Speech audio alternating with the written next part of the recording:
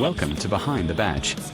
This podcast is about the frontline community, its people, their experiences, and the impact of service life.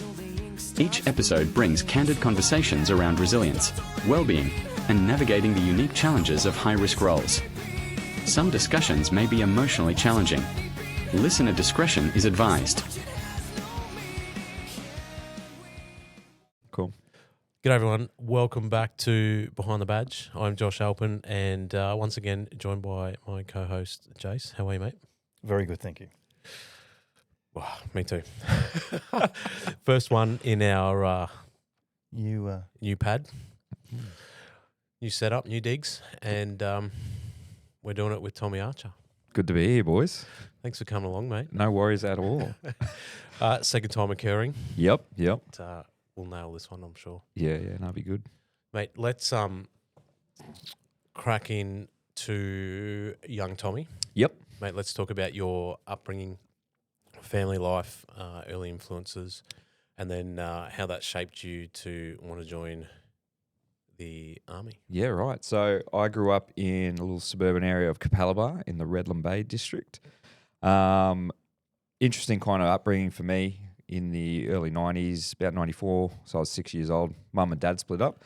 And on weekends, I would stay with my mum in the city. So I had this weird mix of being like a suburban kid Monday to Friday. And then through like the 90s and the early 2000s, when I visit mum stayed at all these different places throughout the city. I was kind of thrown into the mix of this city kid. Got to see a lot of strange and wonderful things. Me and mum have a very strange relationship. I'm closer with my dad. Obviously, live with him, through most of my childhood. So it was interesting having that suburban lifestyle and then seeing all the weird and wonderful things that the Brisbane city has to offer on weekends. Especially on the weekends, cruising around the valley and yeah. Well, mum had all these different places. Like the memories I have in the early 90s. Mum had a whole bunch of different places that we'd live for like a couple of months. So a couple of times we were living like behind or above pubs, things like that, like Hamilton Hotel, Albany Creek Hotel, things like that. Stay in the heart of Brisbane City. So yeah, I have these weird memories of like walking through pubs in the middle of the night or clubs in the middle of the night or seeing what the Brisbane City nightlife has to offer at like the age of 7 or 8. And then I'd do that for 48 hours and then dad would come pick me up on a Sunday and then I'd go back to school Monday to Friday as a suburban kid. So it was a very strange upbringing. especially at that time too, at Kapooka Way, it still would have been largely undeveloped, like a lot of farmland, a lot of... Yeah, there was, in that Mount Cotton area and like Vicky Point and Thornlands, yeah, definitely. I did primary school in Kapooka and then I protested to this, but I can see dad made the right call at the time. When it was time to go to high school, he wanted to put a fair bit of money into sending me to a private school, give me a good education. And I guess it makes sense now, make sure I was around the right people. So I went to Sheldon College for my high school days. But I wanted to go to Kapooka High School because all my mates, were going there. Thank you, Dad, for making that call because I think it set me on the path of being probably better than I would have turned out. Nothing against Kapooka High. I still got some mates that went there. A few of them rough and tumble kind of guys, but I can see why Dad wanted to make sure that I was kind of looked after. Yeah. Yeah, nice. So Sheldon College for year 7 through to 12? Year 8 through to year 12 at that time. Yep. Through the early 2000s. And it was strange going to the private school at the time. I remember I struggled like the first year because it felt like, for a little while anyway, I felt like I didn't really fit into the demographic of everyone that went there.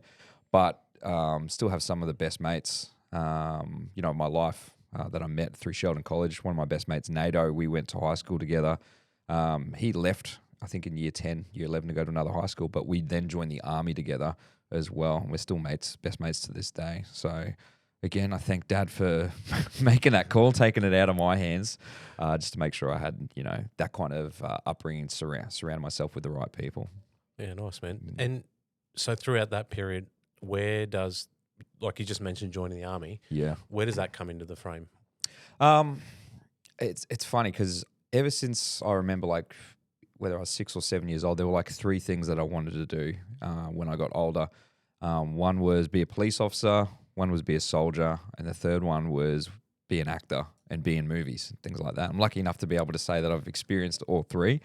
But the memories I have of trying, kind of transition in the military, as I got towards the end of high school, I had a few plans in my head, and one was go to university to study filmmaking.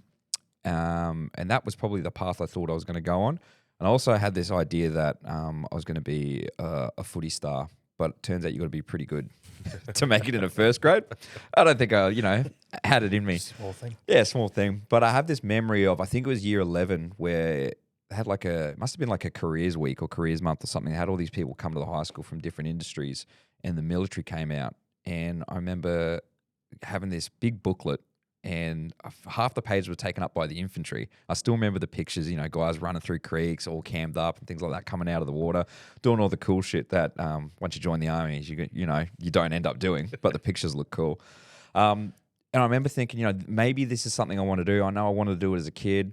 Soldiering seems pretty cool. I'll keep that on the back burner. After I left high school, I kind of just worked casual jobs and played footy with my mates.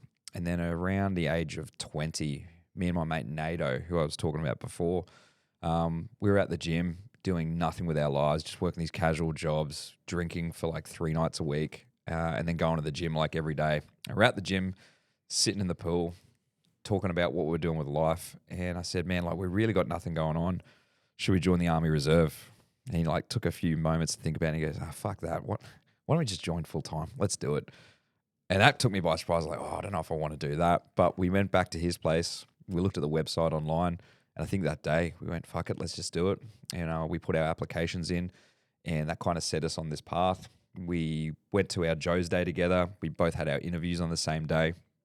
And the thing I still give him hell about, when we were talking about joining, the promise we both made was we're going to join the infantry together, and we're going to travel the world together. We're going to go over to Afghanistan, Iraq together, and it'll be cool as fuck. And when we did our interviews, I went in with my recruiter, and I have this memory, you meant to write 3 jobs in the military that you want to do. And I just wrote 1, infantry. And the guy kept saying, mate, you can't just put 1 job. You need a few other ones there. And I said, nah, this is all I want to do. And he said, well, what if that doesn't work out? What are your other options? I'm like, this is all I want to do. So I went, okay. So I walked out of my interview thinking, yep, me and NATO, he would have done the same thing. And he walked out of his interview, and I said, infantry, brother, here we go. He said, yeah, I kind of changed my mind. I don't think that job kind of sounds like it's going to suck. I'm going to go off to Canberra and train to be an officer. So that's what he did. And then I can't remember the period of time it took between us having those interviews and when we took off, maybe about 6 months. But I left a week before he did. And yeah, we went on our different training cycles from there. Went to the dark side. NATO. He did. What are you doing, mate? Oh, he's a major now, making decent money. So you can go into officer school before you even do any form of general duties. Yeah, wow. Basically, yeah. I think you just got to get the right marks on your test, and they tell you whether you're eligible or not. Maybe I should have done that. I don't know, boys. Can you nav? Oh, I could back then. Well, can't be an officer, mate. Yeah, true. It's an exclusion. That's true. Oh, mate. Oh, that's awesome. So what year was that? So that was 2009 is when I started in the military. About May 2009. And, mate, you mentioned that you at NATO had said, we're going to join, travel the world, go to Iraq, go to Afghan, because those things were already in full swing. Yeah, by they're that already stage. going, yeah. So you sort of had a good understanding or idea that you were possibly going to be sent to those sort of places? Yeah, 100%. It would have been great to do, because at that time, I remember when I got to my battalion at 6RAR, you had guys who had done East Timor, Iraq, and Afghanistan. You're like, well, man, you got the trifecta. That's what I wanted to do. It was definitely, like you said, it was in full swing. You'd heard stories of guys doing that even before I joined. And before I even got to Kapooka and started my training, I had no idea what Afghanistan looked like and what soldiering looked like. Same with Iraq and Timor. I probably thought what I saw in the movies is exactly what happened. But that was definitely something I wanted to do. That there was a few decisions probably made as to why we joined the military. One was we were doing nothing with our lives. And I guess everyone can say this, depending where you grew up, that you didn't want to turn out to be like the guys that you knew in your hometown that were just doing the same thing day in, day out. And me and Nato lost a couple of mates that we'd known since we were kids, because when we left to go off to training, we came back to our hometowns. It did feel like a few of our mates were just doing the same thing, going to the same pubs and doing the same thing over and over again. We didn't want to be like that. And then the other thing was wanting to join was you did want to serve your country, you know, and take on that challenge, because back then, especially with what recruiting was and what the nation's identity was, it was like a big thing of like, join up, fight the good fight and go over and, you know, be part of something bigger than yourself. And that selling point of travel the world, and the army can offer you all that stuff. So it probably felt like a bit of an adventure as well, which led us down that path. Yeah. How'd you find training Kapooka IET? Like I look back now and go, yeah, like it was nothing. But I distinctly remember when I left to go to Kapooka, and the bus got closer and closer. I think it was like late afternoon when we arrived, and it was like something from a movie. It was getting darker and the rain started setting in, and it is kind of what you imagine, where you get off the bus, people are yelling at you. They form you up on all these lines, and you're thinking, fuck, what is about to happen? You just feel tension in the air. Something was about to happen. And, you know, we get arranged into our platoons. We get marched to our lines of where we're going to be living for the duration of training.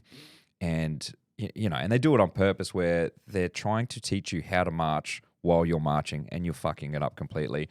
And they're screaming in your face. I remember one of my training corporals, who ended up being a good mate once I got to my battalion, getting in my face. He's like, "It's not a fucking runway, sunshine." And I'm like, I thought I was doing all right at this, but not, you know, it's pissing down with rain. And that first couple of hours when you arrive is a whirlwind, because you can't do anything right, and they're stripping you down, essentially. Everyone knows that that's what the game is. But even though you mentally are prepared, and you know that you're as prepared as you can be, you know that this is a game. Once you're in it, there is part of yourself, well, for me anyway, that doubted myself. And I remember getting into bed that first night when it's like the first bit of silence for hours, and I'm sure I wasn't the only one, but staring up. I was on the top bunk, staring at the ceiling, going, "Oh, fuck, I think I think I made a big mistake here, boys." But I didn't want to. Before we left, NATO was the same. Our group of mates, when we told them we were joining the army, they just laughed at us, and they're like, "You guys aren't going to be strong enough, tough enough for the army. You haven't done a hard day's work in your life, blah, blah, blah, blah." So we already started like feeling the doubters. And I remember that night thinking, there's no way I can go back home. Like whether I like this or not, like I can't quit and just go home and go back to the hometown and everyone going, "Oh, see, I told you." So for me, in that first night, I distinctly remember going, you have to just come back to this thought, like, don't quit. Just keep going, no matter how hard it gets, no matter how uncomfortable you are. Because that was probably the hardest thing I'd ever done in my life, probably my first big life decision. So, yeah, that first night, it didn't take long for the doubt to start coming in, but I think it was 12 weeks back then. You know, you slowly start to get used to the routine. They are successful in breaking you down, and you get used to a different culture, a different community, and you start finding parts of yourself that you didn't know existed. Now, obviously, it's not for everyone, but for the guys who take it on, like for me, mentioned earlier before, I'm essentially a city kid. So learning new skill sets with especially like a lot of hands-on stuff, I probably struggled a lot more than like the country kids did. You could see there was a whole bunch of country blokes there. They grew up shooting, things like that. When it came time to learn how to strip apart your weapon, they took to it like a duck to water. For me, I felt like anytime we were learning a new skill set like that, I probably was a bit slower to adapt because I didn't grow up like that. So it did feel like a challenge for that whole 12 weeks. But I ended up loving it. Yeah. Yeah, nice. And obviously it was a good driver for you not to go back and yeah. let the doubters win. Yeah, exactly. And it was great because once throughout your military training, there's all these little checkpoints that you've got to get, obviously, to get competencies. But I think as an individual, no matter where you come from, there's these things that happen within you that you create these checkpoints where you go, "Oh, look, I can do this," or "I've achieved that." So that kept happening along the way for me personally.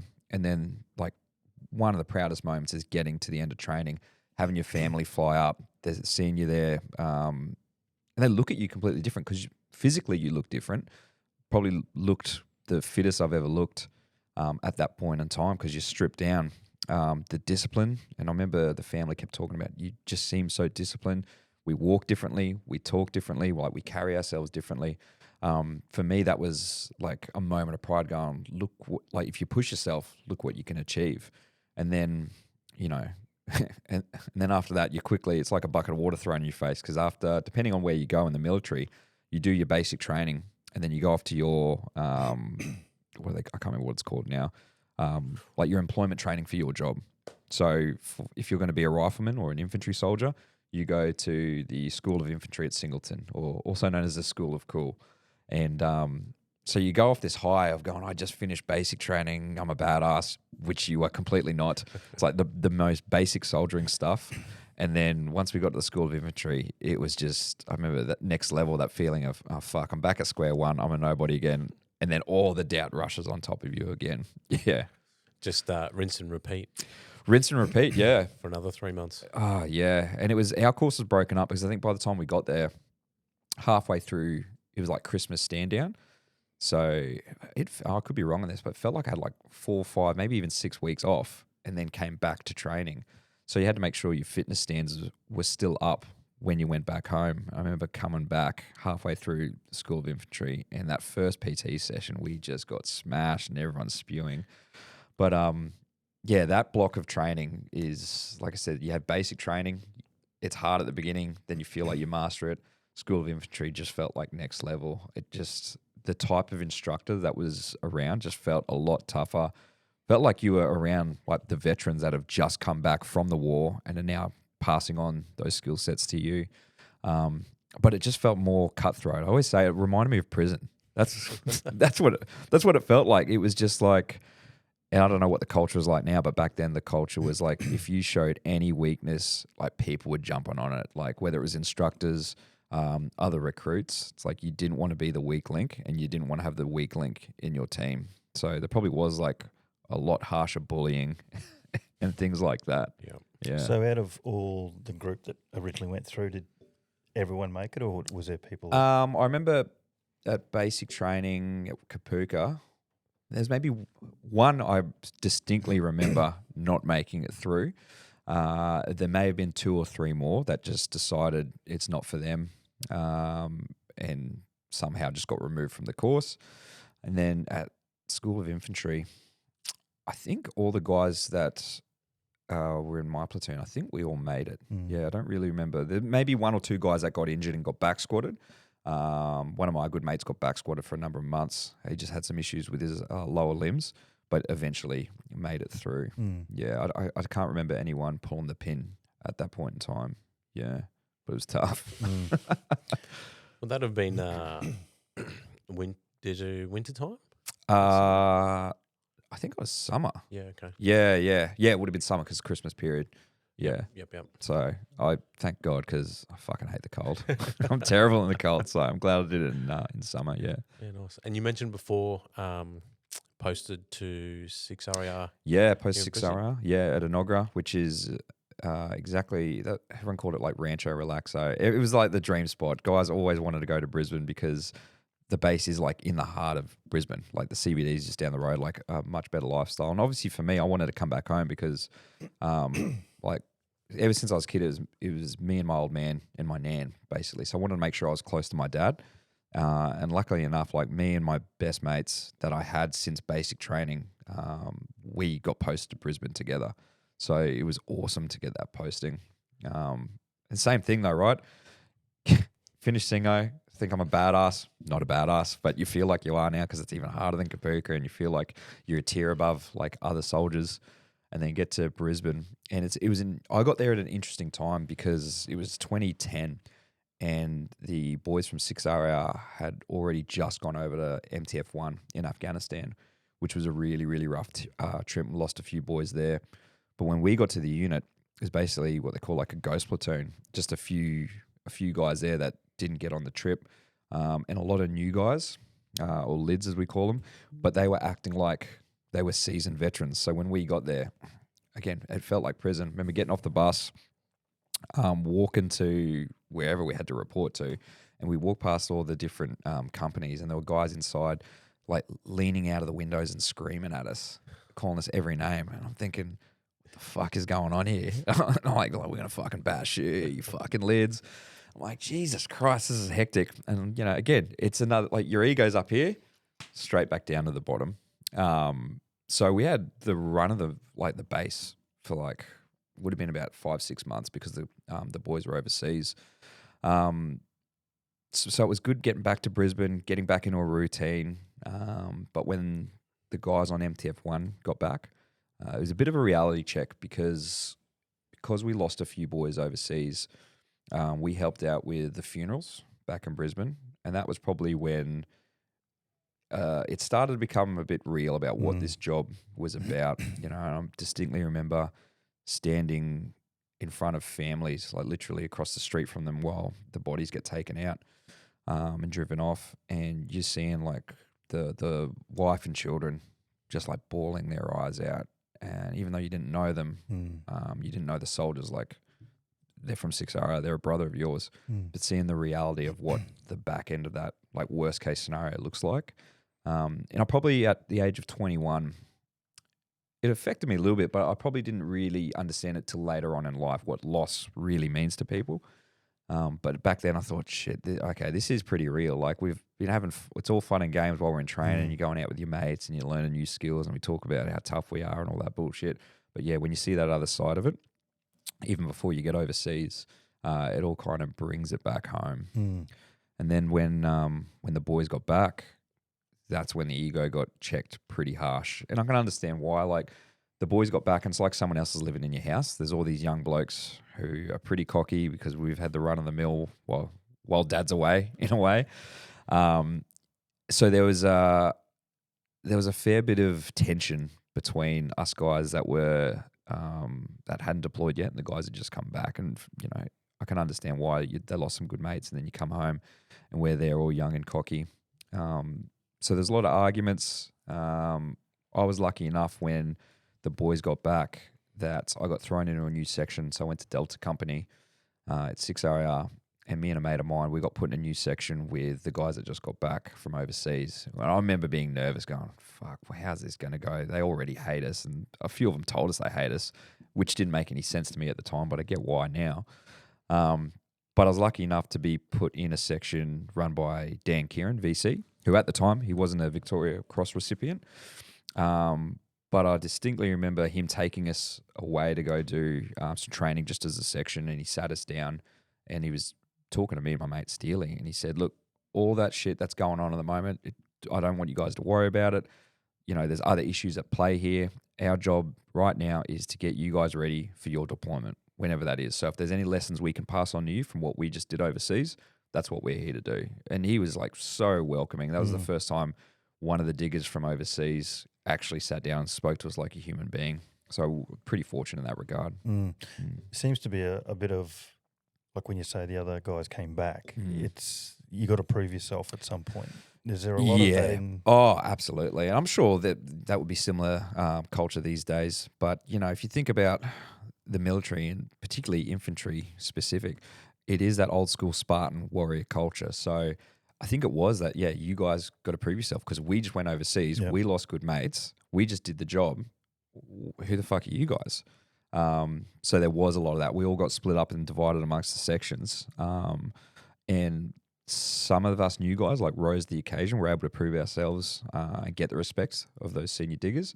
And there were other guys that just didn't. And unfortunately, again, different time back then, did see some people being subject to some pretty harsh bullying, just because whether it was a personality clash or there was some guys who just didn't have the skill sets or they didn't want to push themselves to be better soldiers and were smashed for it. So it's a pretty harsh environment. And I guess there has to be some, you talk about that harsh environment, there's got to be some part of that because you're literally going over there to rely on your teammate. Yeah. If there's that weak link. Yeah, absolutely.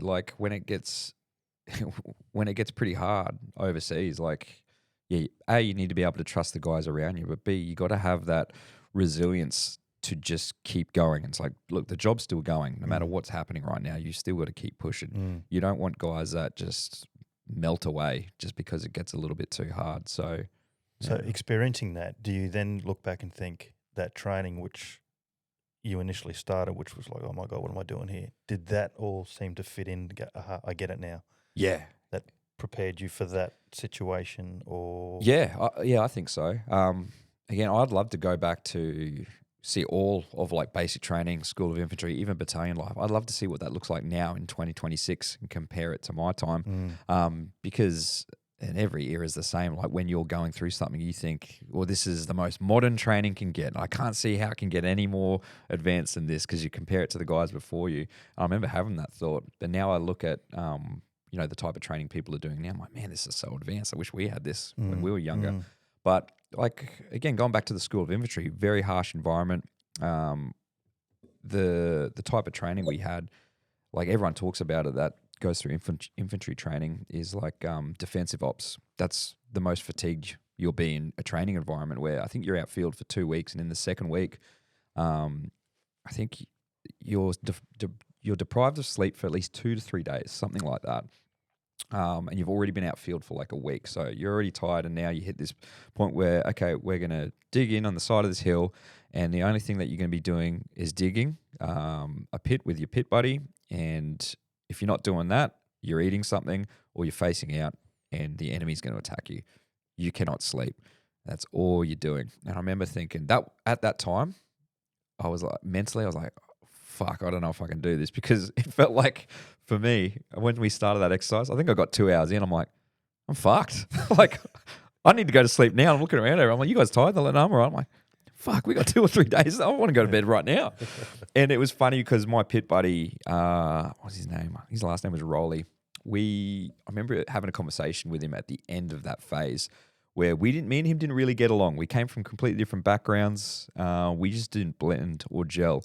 But how we carried ourselves, and we both kind of, like, to me, I remember him saying, it's like, I didn't really like you too much, but I've seen your work ethic is 3 days of spending time with you.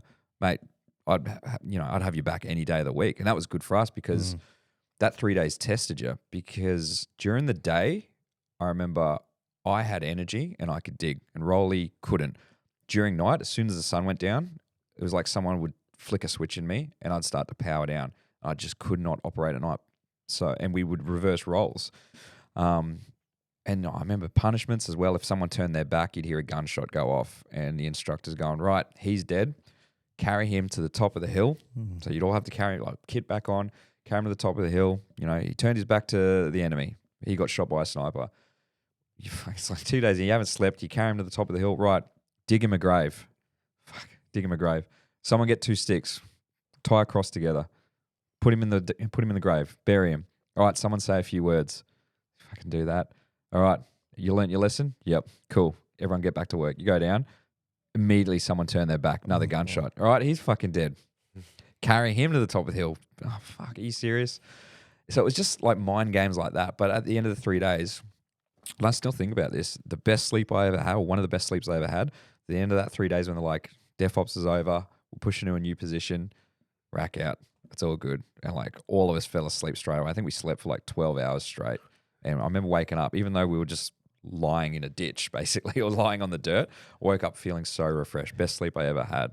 So, yeah, but to your original point, I think all of that pressure, all of those activities add to building your resilience. So, although it might seem, especially the bullying factors back then, although those elements might seem harsh, I think it is important. An aspect of that is important. So when you go live overseas, those little things end up helping you push through. I think there's a fine line. Hazing, bullying, a little bit blurry there sometimes. Yeah, like especially back then. Like I probably look at some of the things that happened back then and compare it to like now in 2026 and go, man, that was probably too far. How that guy was treated was probably too much. Hopefully it's not like that these days, but hopefully there's still an aspect of putting guys under pretty severe pressure to test that aspect of them. Awesome, mate. So you up to 6 RAR. Yep. And you got put into that section with Dan Kieran. Yep. And then where to from there, mate? Was it just reset for the regiment? Yeah, so it's hard to cast my mind back that far. Timeline's a little bit hazy. I remember, so got put in that section, And then I got thrown on a couple of courses. So one was, because we were the motorised battalion, we had all the Bushmasters. Did my driver's course to drive the Bushmasters down in Puckapunyal, sorry. And then not long after, I did my crew commander's course as well. And having those two qualifications gave you a bit of an advantage to get picked to go overseas. So in leading into 2012, I think in 2011 is when we got the word that, hey, 3 RAR. So originally the guys are based in Sydney. They were just moving to Townsville.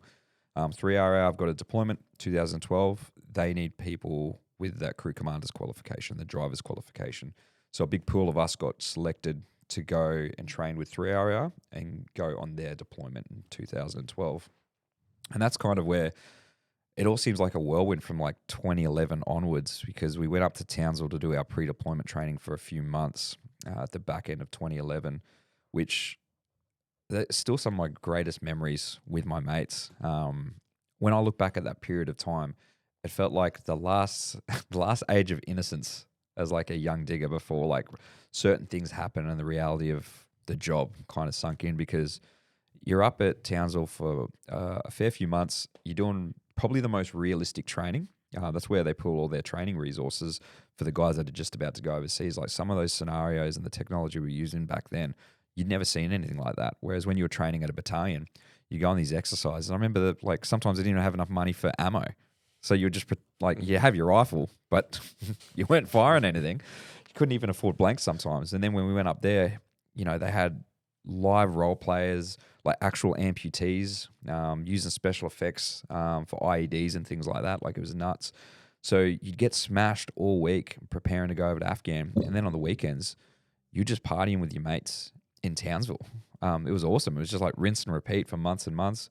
You're doing your 20s, getting all this extra money, and you're getting keyed up because you're just about to go over and do the job. You know, everyone likens it to a football match when you're training. You haven't gone overseas yet. It's like you're training, to come off the bench, and that's what we were like. It's like, all right, I'm about to take the field. Like, let's get it done. So I look back at that pre-deployment time.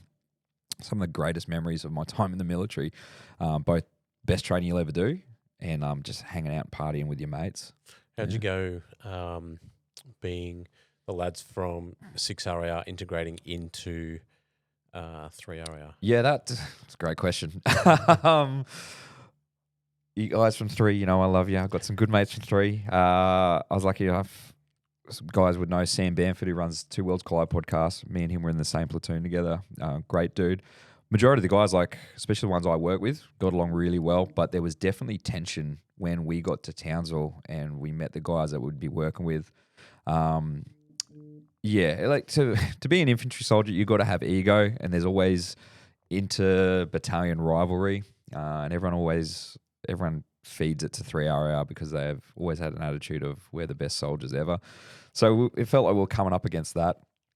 When I got to Townsville, originally the group that I was working with, I did all my pre-deployment training with a specific group, and then just as training was wrapping up, somehow I had to get swapped out and go help out with another group, and I think they lost a few guys, so I kind of got moved over there, and my deployment date got brought forward, which sucked because I'd built a really good rapport with the original guys I was working with, understood kind of not so much our game plan, but you understand how guys work, like the other soldiers, the other commanders understood what the boss's style was, and then training wraps up, and the last minute they're like, oh, you're now with these guys who I've never met before. I have no idea how they're going to work. I have no idea what position I'm really going to be taking up. And then, the first time I kind of had to figure that out was on our first kind of nursery patrol in Afghanistan. That's awkward. Yeah, it was really awkward, especially because I fucked it up, my first one. And just to go back, when my deployment date got brought forward, it kind of threw a few things out of whack in my life, because my girlfriend at the time, she was really nervous about me going overseas, so we'd booked a holiday and everything. And then I had to ring her from Townsville going, hey, you're going to have to cancel that holiday. I think it was like a week or two later that I was leaving, when prior to that we still had like another month. So I had to come home, get all my affairs in order, and then get ready to go overseas. which, much like we're talking about with pre-deployment, that lead up of getting on planes, that journey over to Afghan, like stopping in Elm Had and kind of getting ready to step into country there. Again, like really fond memories because it is like an adventure. Like you're all in your 20s, you're like, here we go, like we're on here, and you're getting issued all your new kit. You're about to finally do that job, and it was like this feeling of excitement and nervousness as well. And definitely nervousness when we got over to Taran Kowt, and that's where we were based out of for the duration of our trip, and finding out what role I was going to play, which was I ended up being like the lead crew commander. So essentially for our group, our primary role was, I'm trying to think best way to describe it for people, almost like close protection for different entities that had to go outside the wire. And travel around the area of operations, go to different villages for meetings and things like that. Like, for example, we take like AusAid. AusAid would have to go out to a certain village for whatever business they had out there, and we would provide protection for them on the job and coming home as well. And my job as a lead crew commander would be, once we got our mission brief, would be to sit down with our lead engineer, who was also on my vehicle, and I'd map out how we were going to get the route to the mission, and then the route home, and try to pick up any threats on the way. And if I identified a threat, me and the engineer commander would talk, he would get out, and they would try to, if there's an IED threat, for example. So I didn't find out that would be my role till we got in country. So going on that first patrol where, I've been so used to navigating in Australia training areas. I kind of know the training areas if you've been there enough times. And now I'm in a foreign country, which obviously I knew ahead of time, but when you're there and you're actually looking at your map and you're looking at the features and the demographic, you're like, oh, fuck, this is a lot more real than I was expecting. And yeah, I remember fucking the first patrol up. I said a couple of bad calls on the radio, which got me in trouble with some of the bosses that were about to fly out of country. And I remember it rattled me thinking, I'm not the guy for the job. I remember having that thought. When we got back, I spoke to my boss. And it was just that feeling of doubt. I remember saying to him, hey, like, I really fucked that up. I think I did say, I'm not the guy for the job. Maybe you should put someone more competent at the front. And he said, you deployed before? No, it's the first one. He goes, all right, how many times have you been in this role overseas? I'm like, well, 0. And he goes, yeah, you fucked it up. Everyone fucks it up. He goes, I have faith. Like, you're going to pick this up really, really quick. He's like, just get back on the horse. You're going to be fine. We're here to support you. And the feeling of that thought I had of, I'm not the guy. It was more, I was just worried about getting someone injured or killed, that I would make a mistake. That's what the real issue was. But my boss, Hawkeye, a really good guy, like he called it, because within about a week, like we just got the reps up of going out because we were a busy unit. After a couple of jobs, I started understanding, how to take on my role and how to work with other people as well, how to work with the commanders. And I loved it. I felt I got competent really, really quickly. But at first, the first couple of days, I was like, oh no, it's going to be a long trip if I keep making these mistakes. How good for that boss, though, to make those comments and give you that a bit of like support and confidence behind you to go, no, actually, mate, you can do this. Yeah. I just imagine like how different you would have felt if he had taken another track and gone, well. Yeah, that's true, actually. I never really thought that, because I don't think Hawkeye ripped me. He didn't rip me at all for how I went on that first patrol. Hawkeye was a guy, he was a bit older. He didn't really say too much. Reminded me of like a Clint Eastwood type character. He was a man of few words, but had like a lot of presence. And I think when I pulled him aside after that job, I think I did all the talking, and he just didn't say, he just let me go. And then at the end, he didn't say anything negative. It was just like, how many times have you been on ops? Yeah, I didn't think so. You're going to be fine. And I really leaned on him as a mentor when we were overseas. But you're right, that could have gone a completely other way. Like, he would have been well within his rights. So how I did that first job, to pull me aside and just rip me in front of the boys, but he didn't do that.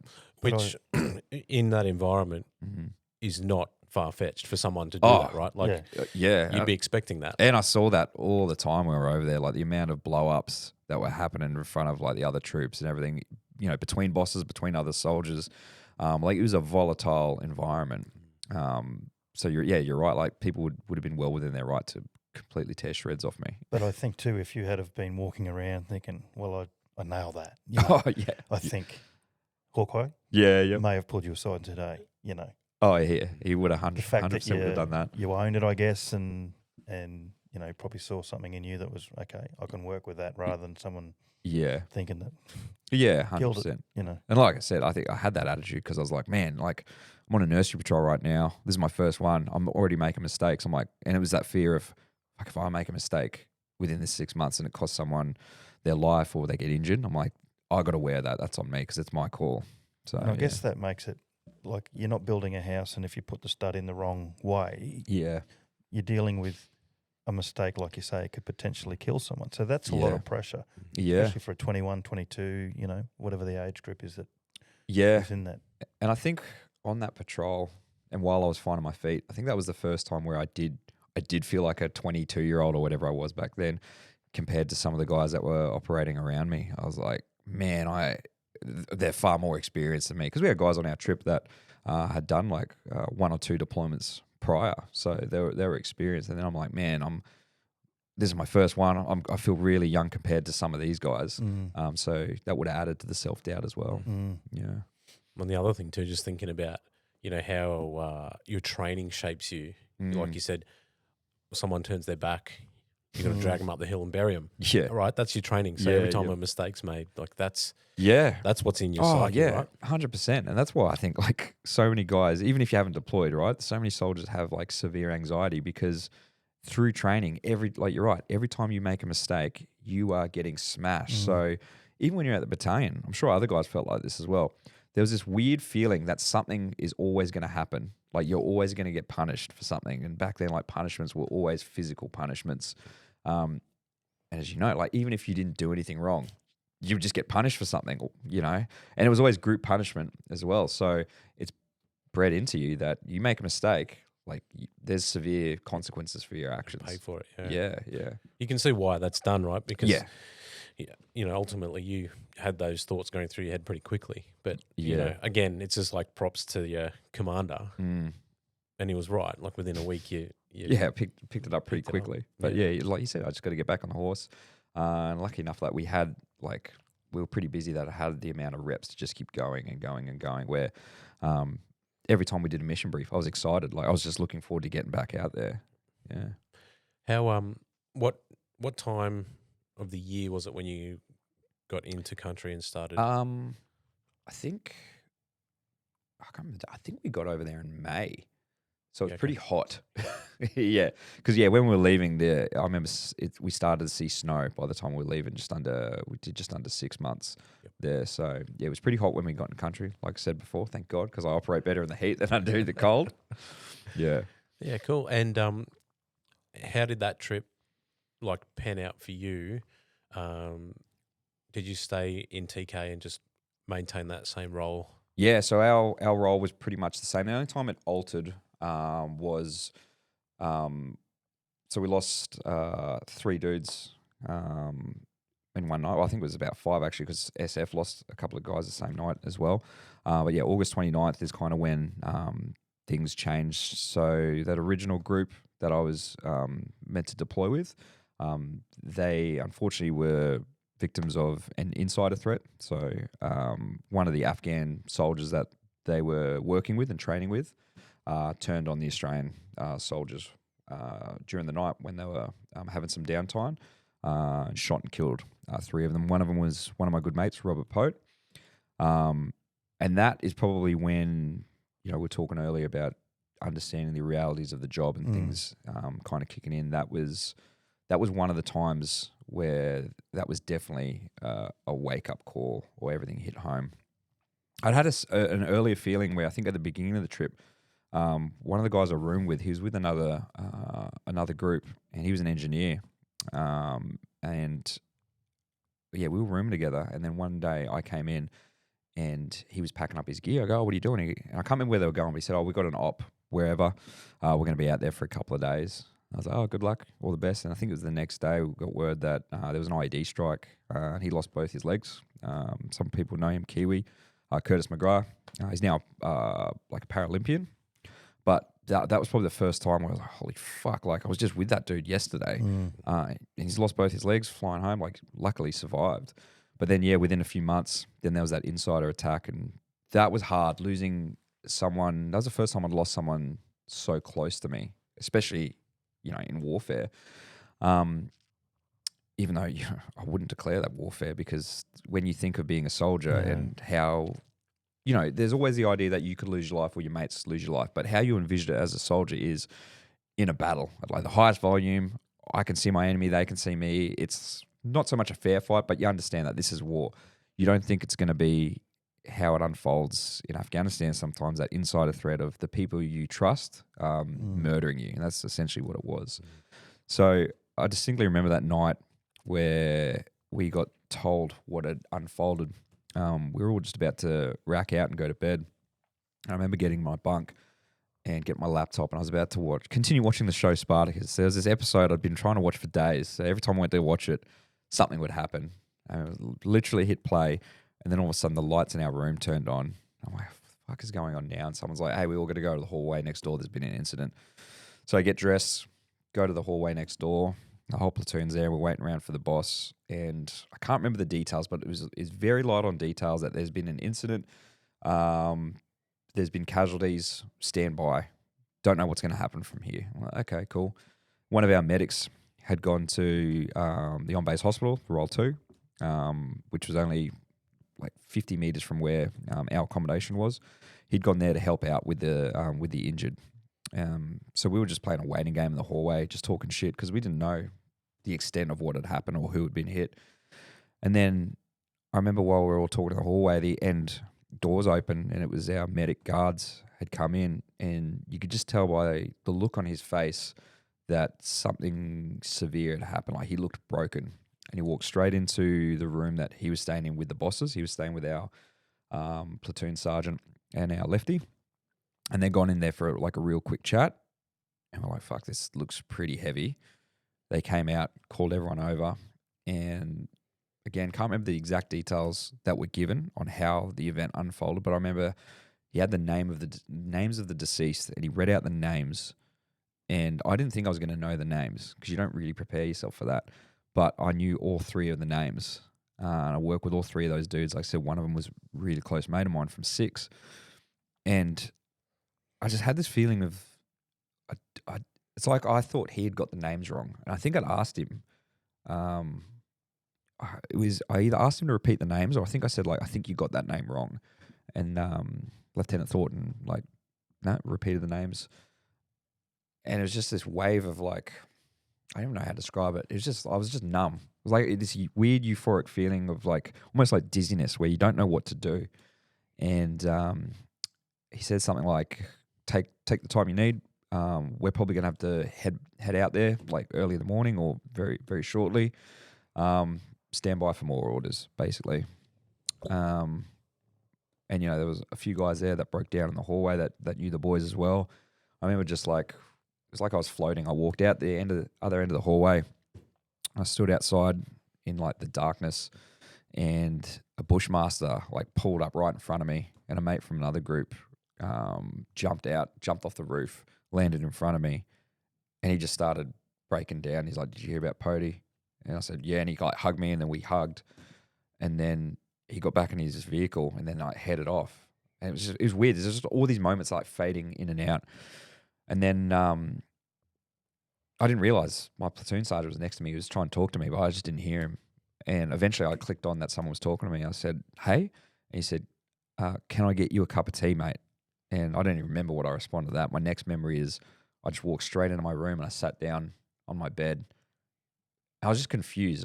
I'm like, what am I meant to do? What am I meant to feel? I don't know what to do right now. It's the first time I'd ever faced that feeling.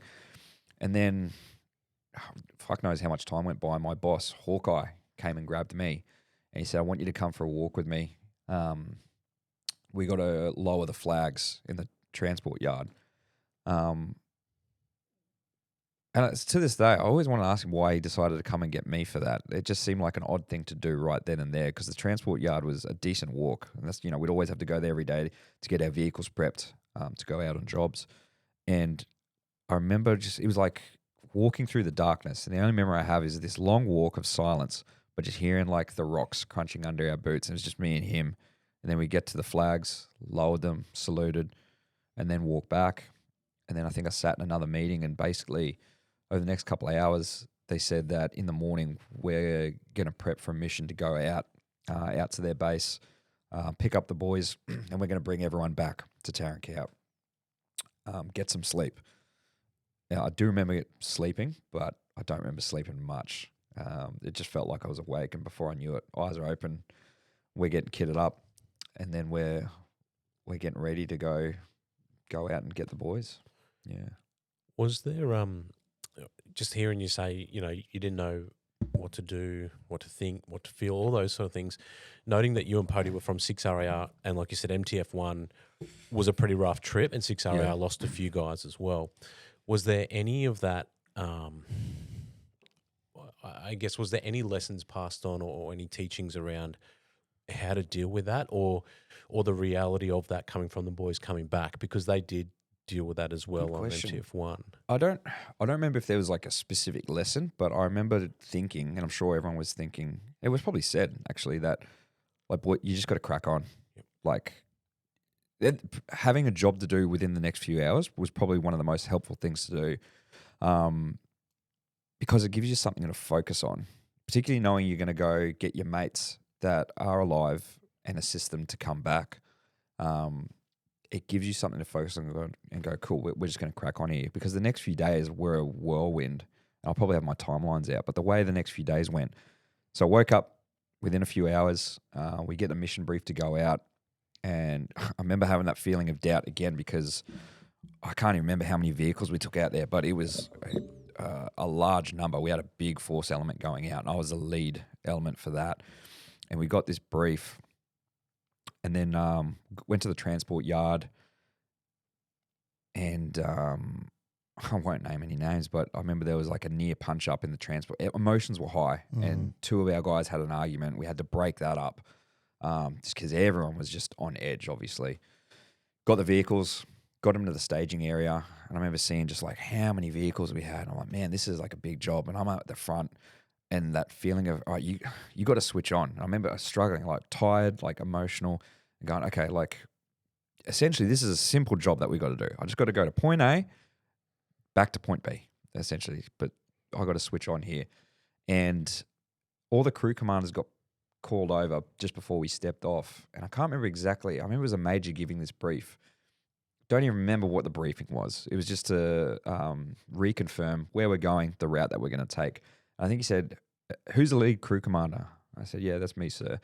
And he told me something about intel that, there could be enemy contact on the way, and likely that IEDs are set up. This is the first time I heard this. IEDs set up in a position to target crew commanders out of the hatch. And I remember thinking, fuck me, like, could this get any worse? And it didn't rattle me. I was like, okay, more information I need to process now. I'm like, something else I need to think about. Cool, check, copy that. And then I went back to my vehicle to brief my guys, my driver, Pez, and my engineer brick, which was four engineers. And we're standing at the back of the car. I remember I had my notebook, had the map, and I'm briefing them. And I just couldn't think properly. Like, the words were not coming out. I think the boys registered that. I was doing my best, and they obviously realized, oh, fuck, I think Tommy kind of needs us right now. And I remember one of them put their hand on my shoulder and like, hey, like, we got you, mate. Like, we got your back. We're going to get through this. Like, we're a team. We all had like quick hug, and we're like, yeah, okay, let's go and do this. So we went out and did that. That was a long day. Got everyone to come back. And I think we had one night back at base. And the next few days we'd pushed out, because essentially the next phase of the mission was try to catch the guy that did this.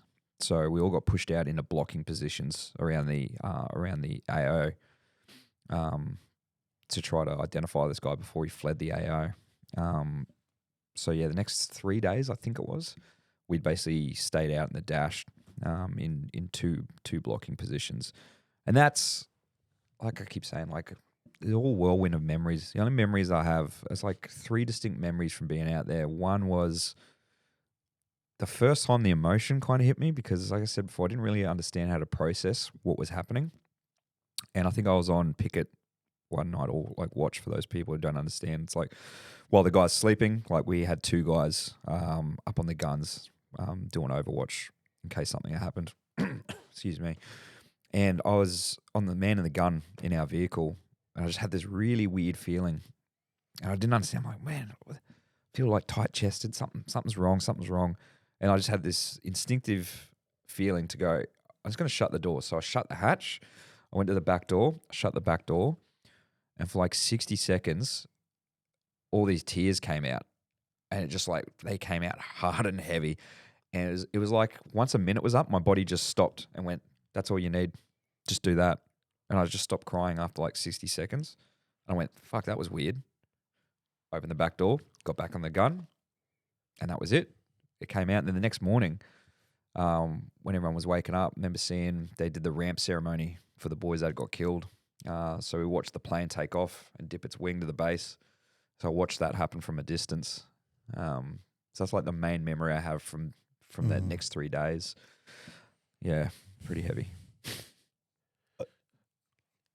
I'm wondering if, like, a loss of life in battle is devastating and terrible, but the way it happened, did that change the feeling on the ground with everybody? Was there anger because of the way that was conducted? Yeah, 100%. I think it was frustration in a few ways. One, like you said, the way it happened, because it wasn't like how you traditionally would think of loss of life on a battlefield.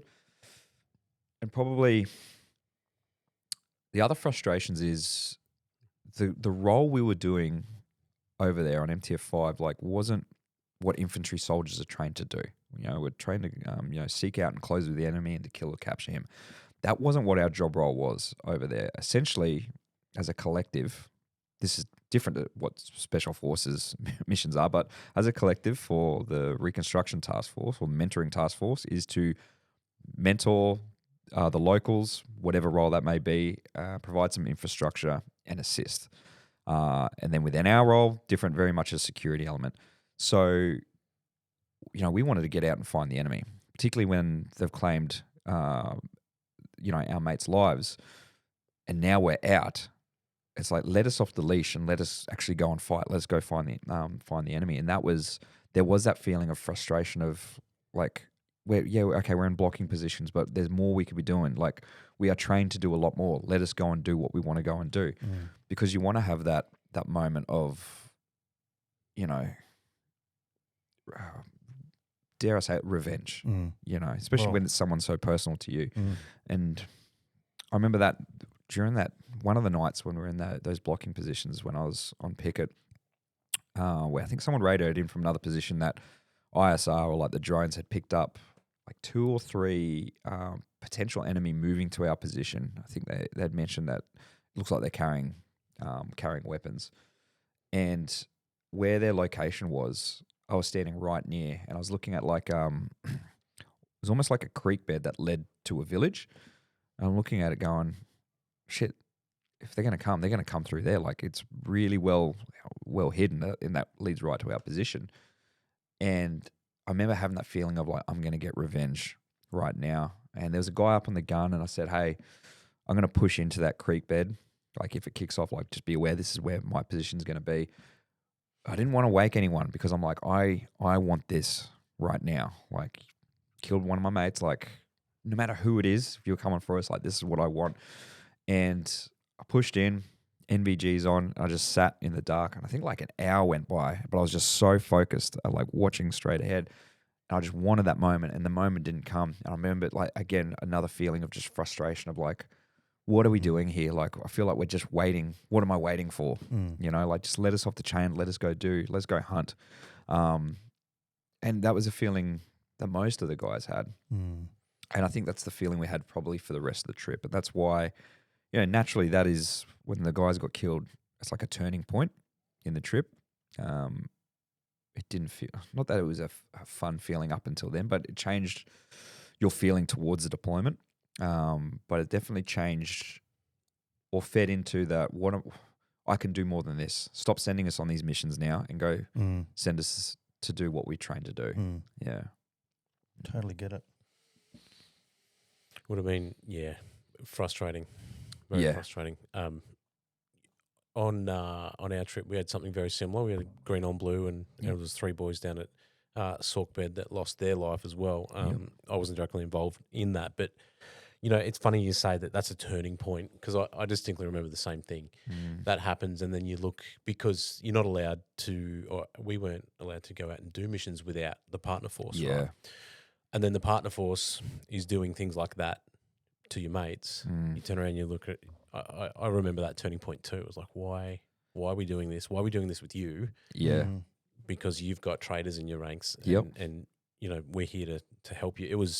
I remember that turning point very clearly as well. Yeah. I was like, what the fuck are we Yeah, doing? you start to question everything, and it changes how motivated you are, particularly for our guys. Like, again, we were going out a fair bit, but it wasn't to go and hunt and fight. It was to provide essentially a close protection or security element for whoever we were taking out for the day.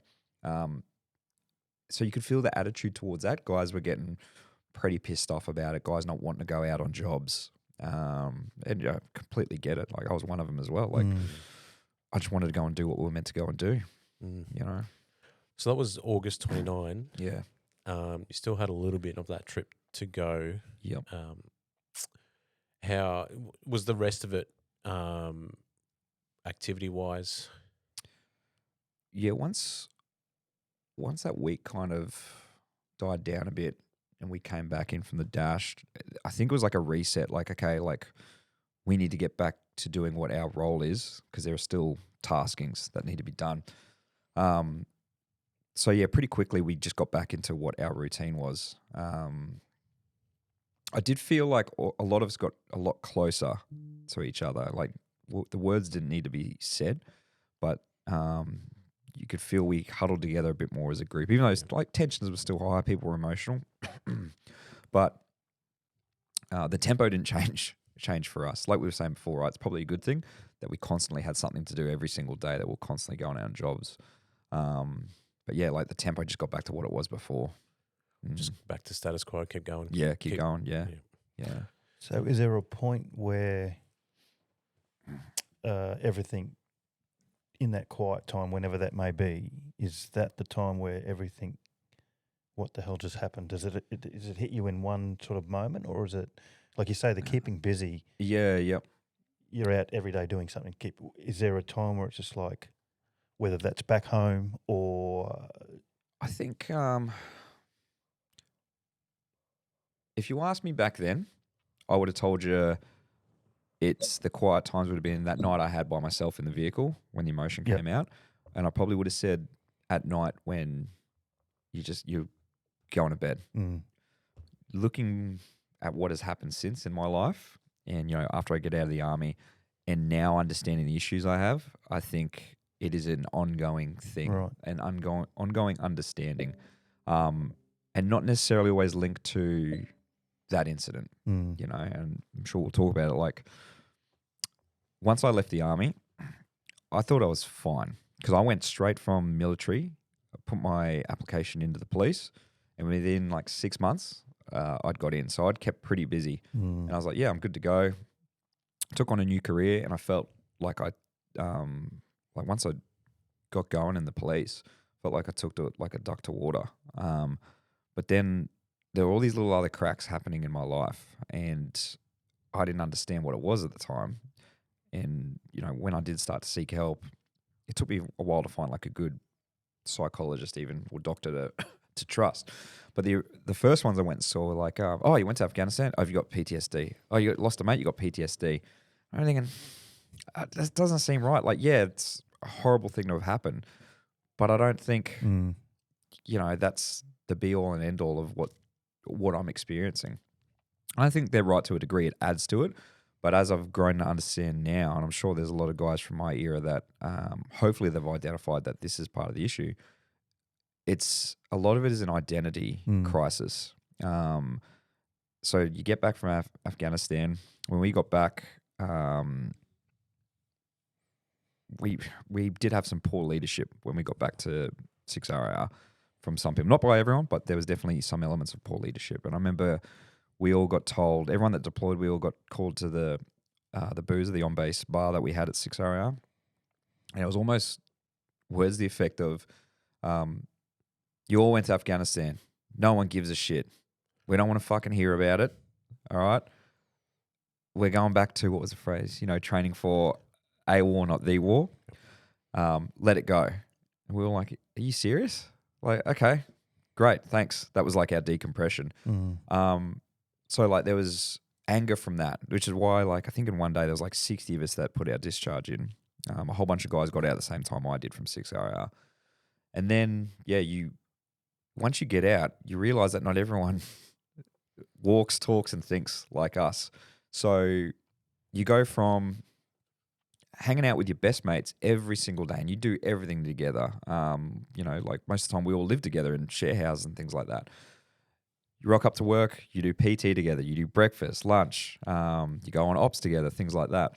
And then you leave the military and everyone's starburst and you don't have that anymore. And then you try to connect with new friends that are civilians and they don't have the same personality or drive or identity. And it feels like you don't fit into the world anymore. And I think that's where a lot of the modern diggers, modern veterans, horrible things happen to people overseas, but I think there's a big identity crisis that holds a lot of us down. It's not until you understand that you can overcome that. I wouldn't say there was like one moment. I'd say there's a whole bunch of moments that kind of hit you. That's obviously a great reflection in retrospect. Yes. And, like you said at the time, you didn't know that and you went straight to cops and took to that pretty well. I can't help but think it's like a intensity and tempo thing. Yeah. You go from your deployment pretty quickly, discharge out into cops, into training. Yep. What's that, 6 or 9 months worth of training? Yep. New stuff, shiny stuff. Yep. And it's a paramilitary organisation, so there's still a similar rank structure, so it feels like a pretty easy switch. And you just reminded me of something, actually. I don't remember why or where this came up, but it was early on. Maybe I was going through training or about to go through training, but like you had to have a meeting with a doctor. And I think that they were quizzing me about Afghanistan and everything like that. And I think the question they asked me was like, how do you handle stress? And I'm like, back then. Hold my beer, let me tell you. Yeah, and I'm like, in my early 20s, again, ego. I'm like, yeah, fine. Like, I've been through a lot. Like, I handle stress fine. They go, what are you going to do in this job when, with night shifts and everything and you go to horrible incidents? What do you do? What are you going to do when you start to feel stress? And I think the answer I gave at the time was work harder. Now, looking back, that is the stupidest fucking answer. But I remember her going, work harder. How to describe that for me? And I was like, I just lean into work and I look for more work. Just keep working. Like, that's the best way to overcome something is just keep going. And I can't remember the answer I got, but I could tell there was like a bit of doubt in whatever response I got back. And thinking, you don't know me. Like, it's what I do. Now I'm a lot older and wiser, hopefully. I realize like you can't outwork certain things. And that is what happened to me in the police. Like, after God knows how many years and got to do some cool stuff within the police service, I had hit a point where I probably hadn't dealt with all my issues and they were now getting on top of me and acting out in different types of behavior. I'd been to a whole bunch of critical incidents in a short period of time. And I was burning out. I didn't really understand it. And I tried to outwork it.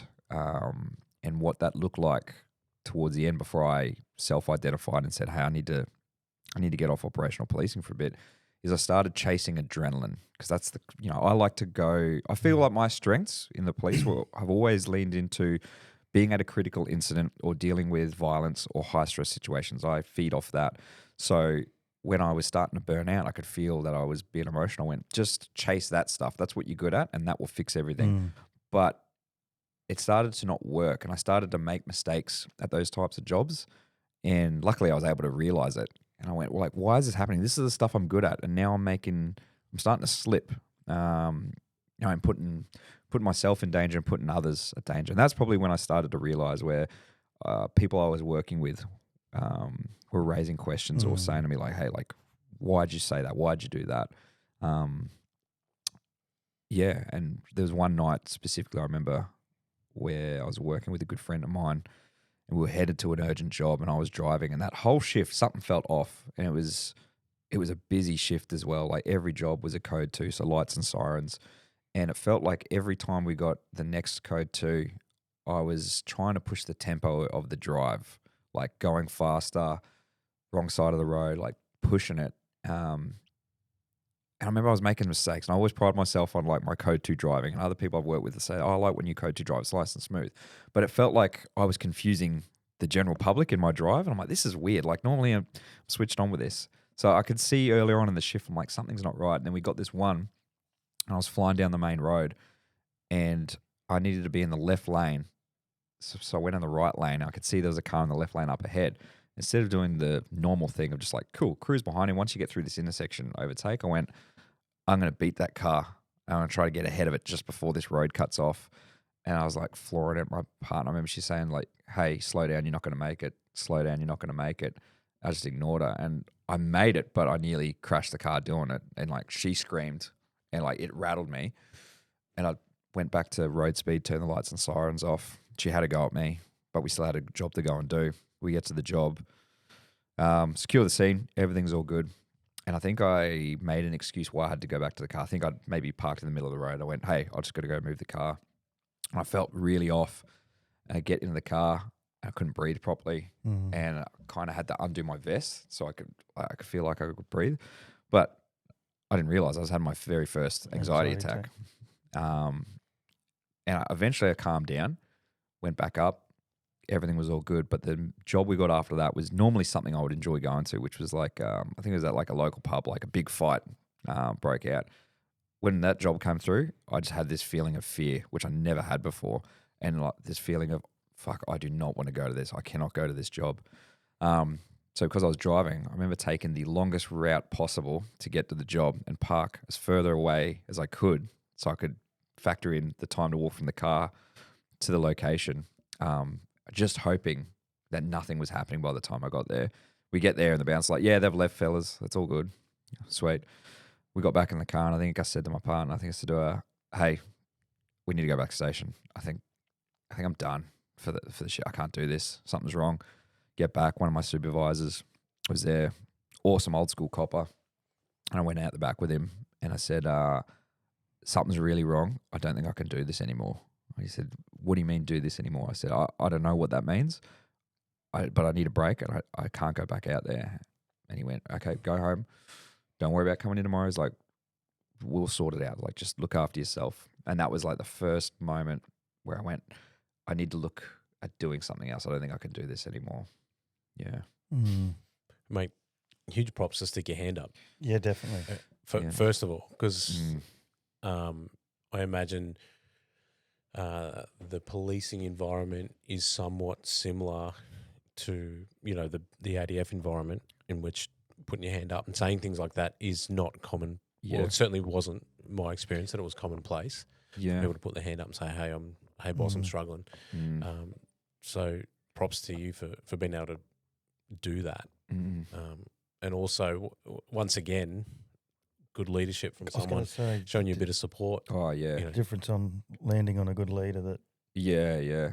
I've been lucky enough in like both military and the police. I've got to interact with some like really, really good leaders. And I remember one of the best ones I had, he really old school, he's retired now. Weeks later after that incident, when I took some leave, came back and got them to move me into another policing unit, which was like low tempo, not general duties, just for something different.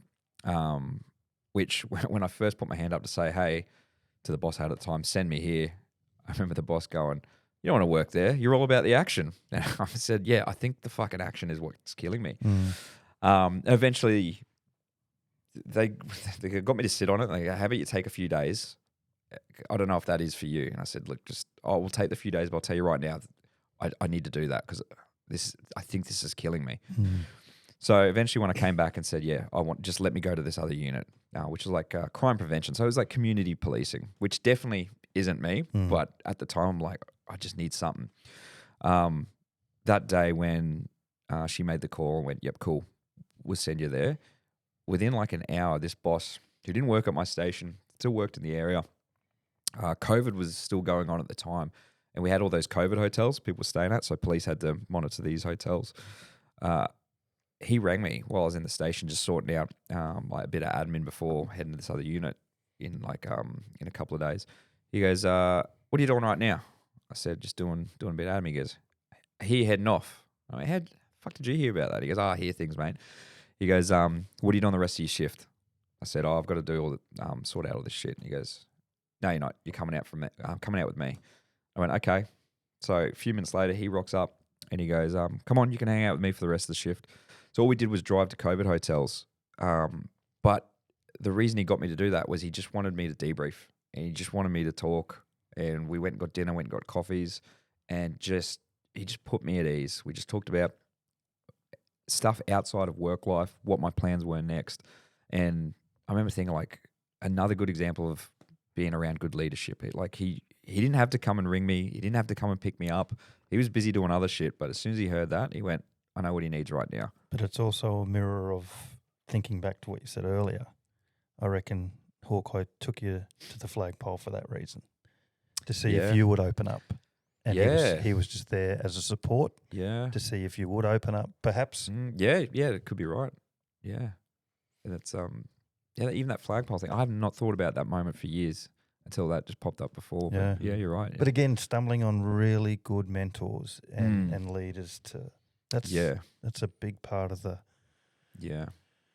rehabilitation or even just hanging around too, though, Jace. Like, each one of those points that you've just gone through, involving like good leadership, can ultimately, and bad leadership. So when you came back, you look at the two paths. One is, he looked after me. Let's just say Hawkeye. He looked after me.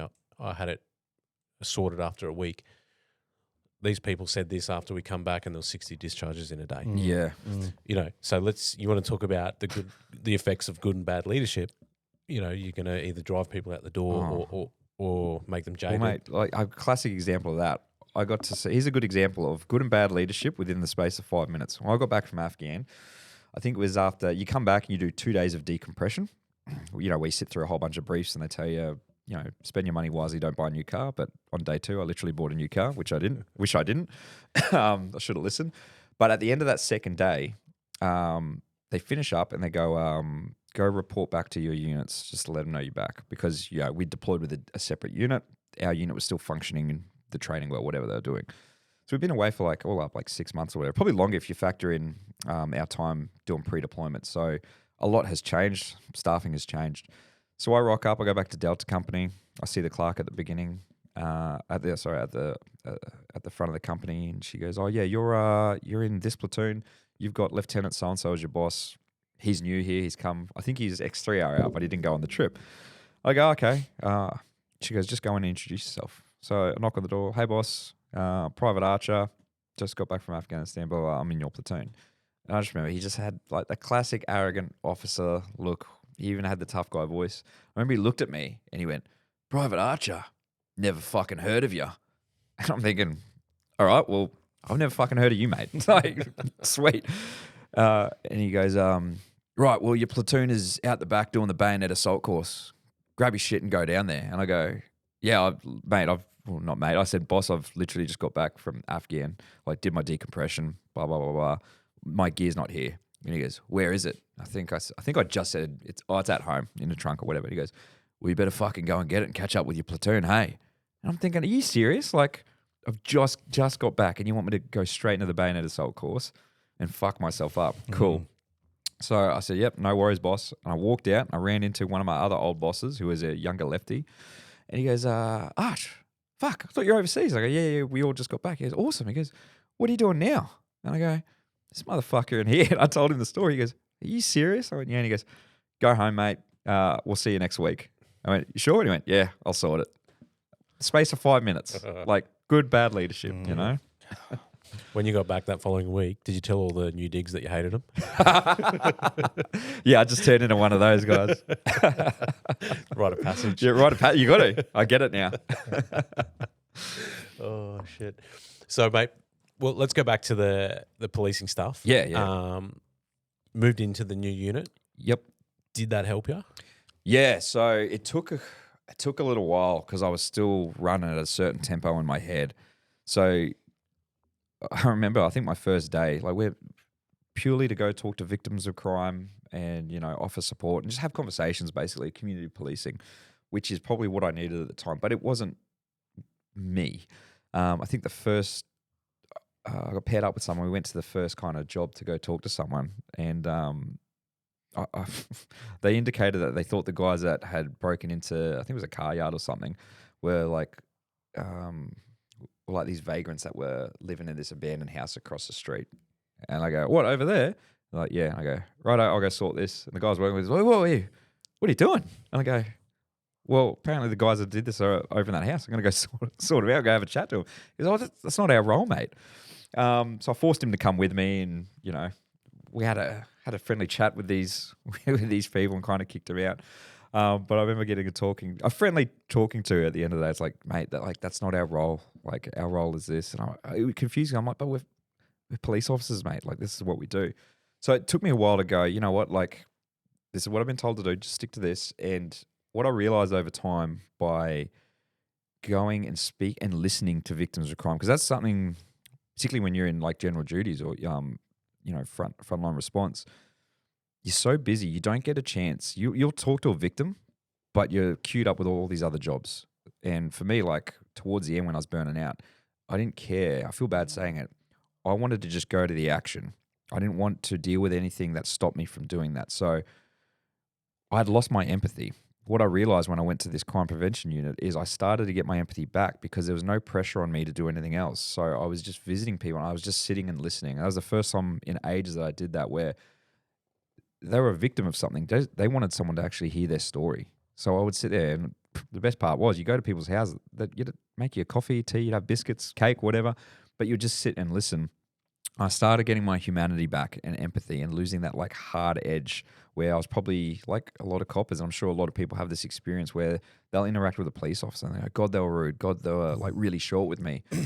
A lot of the time, not everyone, but there are some dicks in every industry, but a lot of the time, unfortunately, from however many years this cop has been in the job, from what they've just come from, how many critical incidents they've been to, they do lose that empathy, unfortunately. It does come with emergency services, as you guys know. So for me, taking on that role, it was like the right buffer that I needed to just get me off the road for a little bit, get off that operational tempo.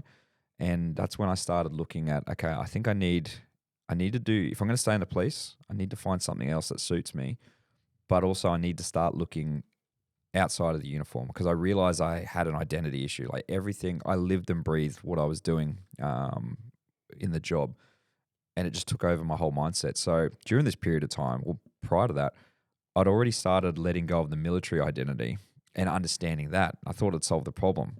All I did was lean into the police one. I just created the exact same problem, but now in a blue uniform. So once I understood that, I went, okay, this is becoming an issue. Like, you need to be more than what your job role is, what your occupation is. But ever since I was 21, I've done jobs of service, paramilitary kind of organizations. So that's when I started looking at outside and trying to build something for myself in other areas and not just be a police officer.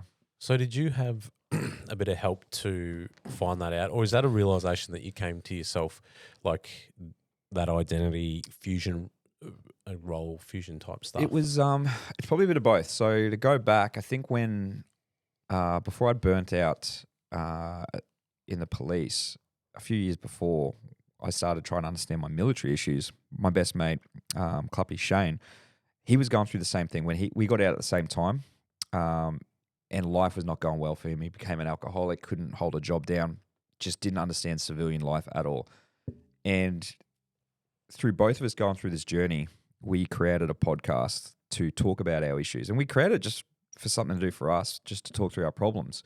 But we'd have guests on from emergency services or military to talk about similar things they've experienced. And we used it as a learning tool for us. It was a byproduct that like other people listened and got help out of it, which was awesome. But we were being selfish. We were just trying to get the answers for ourselves. So through having these conversations, I started realizing that, okay, all these people have a bit of identity issues. Like we feel quite similar. You obviously need something else. I just didn't know what that was. And then what kind of set me on the path of finding this other thing for me, which turned out to be filmmaking and acting, was we had a guest on called Sean Barry, who was ex-military, who ran a company called Extra Specialist, using ex-military guys to be extras in film because they have a certain skill set. You want a whole bunch of guys to look like soldiers where you don't have to train them because they're already trained. Cool, I can get that for you. So we'd heard about him. We thought he'd be a cool guy to talk to. Reached out on Instagram. More than happy to be on the show. Came on, and like we all got along like a house on fire. And I think when we weren't filming, like we were talking, and I mentioned how I'd always wanted to be in the film industry and things like that.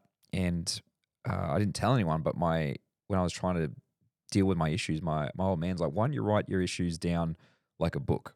And hey, worst case, you've got your issues out, but it could end up being a book.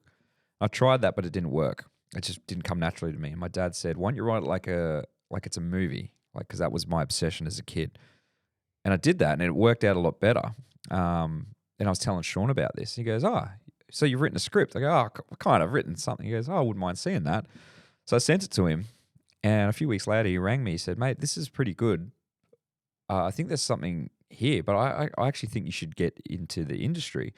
And I said, okay, well, what should I do? And he said, well, look, you're not going to be able to make this into a movie right now, but I think you should get into acting. So that he planted that seed in my head, and then almost like the universe trying to tell me something. A few weeks later, I'm on shift getting dinner with my partner, and a mate from the army walks by who I hadn't seen in years. And I'm like, Jake, what are you up to? And we're talking shit. I go, what are you doing? He goes, I'm walking to acting class. You should come sometime. And I was like, yeah, for sure. And he kept saying it. I'm like, yeah. He goes, next week. I'm like, yeah, sure, whatever. Message me. I was not going to go. And then he rings me the next week. He's like, come on, acting class is on. And I kept saying no. And then he somehow managed to convince me to go because he said, look, we'll go out for dinner beforehand. Then you can come in, watch the class, and decide if it's for you. You don't have to do anything. All right, cool. So he takes me to, I can't remember which pub. We go to a pub near Suncorp Stadium and gets a couple of rumbos in me. So I'm feeling it. I'm vibing a bit. Go to class, walk into class, and I realize real quick that I've not been around creative people before or in a long time. Used to being around coppers and soldiers. So I felt like a fish out of water. Meet the Beck, who's the lovely lady Beck, who's running the class. Tommy, blah, blah, blah. I'm like, yeah, just here to watch. And she's like, okay. And then she introduces me to everyone. And then she hands everyone a script, including me. And she pairs me up with another actor. And she goes, cool, we'll give you guys 5 minutes to learn this. And she walks away. And I said to the other actor, I go, well, what do I need to learn this for? I'm just here to watch. She goes, oh, no, I think it sounds like you're actually performing. I'm like, no, I'm just here to watch. I was told I can watch. She goes, no, you're here to perform. Fast forward 5 minutes. Don't even remember, what was on the script. I'm standing in front of 2 cameras. Someone's putting a microphone on me. I got the shakes, but I performed. Round of applause. I start taking the mic off, and then Beck's like, no. So that was your first take. Now I'm going to give you direction, and you're going to go again. And I did that for like 20, 30 minutes. Got through it, and at the end of that, I went, you know what? I really enjoyed that. Like there was something about it that I really enjoyed. And that kind of set me on the path to going, you know what, I think I'm going to regularly try this acting thing. Like I said, beginning of the podcast, that was one of the things that I wanted to do. And I'd already done the other 2, and I thought, why not lean into this? It's, I did filmmaking in high school, and I've just left those set of skills because I went off to be a soldier, and that was my identity. I forgot about all these other things I used to be interested in. So now why not revisit them? And that's kind of how it happened.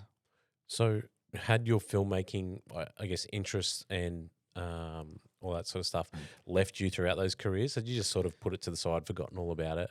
Yeah, I think like a lot of guys, when you join the army, it's its own world. And, we talked earlier about when you go to training, they break you down. And I think for me anyway, when they did that process, I think I'd convinced myself that I'm something else now, and I'm not that, because particularly back in that era of like being a soldier, like being a creative, like if you said you were into that stuff, you would be mocked mercifully, right? And you'd just be smashed because everyone walking around a battalion, everyone has to be an alpha. You got to be the big dog, right? So I think I'd convince myself that like this is who you are. and this is everything that you got to be. And it just took a while for me. I think, unfortunately, probably it was a blessing in disguise that I hit a breaking point, both in my professional and personal life, that forced me to go, you need to look outside what you do for work. There's something else. There's other parts to you. So I look at acting and filmmaking. I'm like, it kind of saved my life in a way, because I do feel, and it's cool when I run into people I used to work with, particularly in the police, or like my old stations and stuff like that. They go, man, you seem so different now, and I'm like, I'll take that as a compliment, because people say I'm less intense now, and I'm probably back to what I was before I joined the army, a lot more relaxed and a bit more open. Yeah. How good. Yeah. Mate, that's awesome. And like you said, by chance, largely too, like running into your mate Jake and yeah, dragging you by the ear. Come on, man. Yeah, so all these little things kind of happen in a short period of time, which, yeah, it's just weird that that's what happened, but it's like it was meant to happen that way. And so, mate, you continued down that track, going to the lessons and all that sort of stuff. Yeah. What else, where has that gone for you since? Yeah, so kept hanging with the lessons, and then I think only maybe a month or two in, I asked my mate Jake and other actors, and I said, like, I think I want to make a go of this. Like, what's the next step? And he said, look, try to get, like, no one's going to hire you straight off the bat because you don't have any proof that you've done anything. Like, you don't have, like, what we call like a show reel, which is like a video resume of all the work you've been in. You've just been to classes. He goes, so you need to try to get into student films. So he pointed me in that direction. So I went and did a few student films. Like filmmakers that gone through Griffith University and stuff like that. So I started learning that part of the trade of how to be on a set around other people that are learning their trade, and do work for free. And then I booked like my first commercial for Ballistic Brewing. They were like looking for not even actors. They just wanted people to be in like their online campaign. And I think they paid us in gift vouchers for the brewery. So I applied. That was the first like kind of commercial gig I did. And then, I had a bit of proof that I'd done something. And then just after that, the RSL were looking for people. And that was the first time I'd actually applied for a paid gig. And I completely misread it because I didn't understand that, like, how auditions work. I thought, they'd call you and they might like you. And they go, yeah, you've got the thing. So they, I sent in my stuff. The casting director, who I know really well now, they emailed me and said, hey, we'd like you to come in on this date at this time. And I'm thinking, it's just to meet and hang out. So I left after work. I was running late, the classic thing where I couldn't find a park, had to like illegally park, quickly run there. And I get there late and someone comes out. They're like, oh, here you are, you're late. And then I'm like, okay, really sorry. They're all through here. And I'm like following her and I walk into this room. It's like kind of what you see in movies and auditions. There's like a long table with like 3 people sitting at the end. There was a whole bunch of people on chairs off to the side, and there's a camera set up. And I walk in, they're like, oh, here he is. I found him. I'm like, hey, guys, how are you? And I'm looking around. I'm like, this doesn't feel like a meeting. I'm like, this is really strange. This is like what I see in movies when people audition. And they're like, great, Tommy. Cool. So there's your mark. Great. So this is the scene. And I think it was like, you're going to, you've been on a hike. You're going to walk to the top of the cliff. You're going to look out at the cliff and take in the view and be really happy about it. Any questions? And I'm like, oh, fuck, this isn't a meeting. I'm like, I legit have to do some acting here. So I got through it. I like fumbled my way through it. I remember thinking I completely fucked it. And I got back in my car and I just sat there embarrassed for like 30 seconds. I was like, that was horrible. Rang me the next day, got the job. So got my first paid gig doing a commercial for the RSL.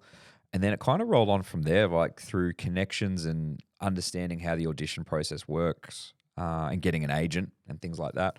I started to book gigs. I think it wasn't long after that I booked through connections my first role in a feature film, Australian crime movie called Kane, which Sean Barry, who we had on the podcast, he was the one who kind of hooked me up with that. Because originally he wanted like a police technical advisor to assist with it. And I was like, yeah, I can help out with that. And then he went, fuck it, do you just want to play the detective in it? I'm like, yeah, sure. So that was the first feature film I got, which directed by Blair Moore, awesome dude. That was on, what did that go on? Paramount or on Amazon or Stan, one of the streaming services. So it was cool to to do that. And then I got on like a small supporting role on that Netflix show, Boy Swallows Universe. And things have kind of rolled on from then. Like every time I've done something, it's kind of been a bit bigger and better than like the last thing, and got a fair bit of momentum. So in a short period of time, I was lucky enough to just book a whole bunch of commercials, book some TV shows, book some films.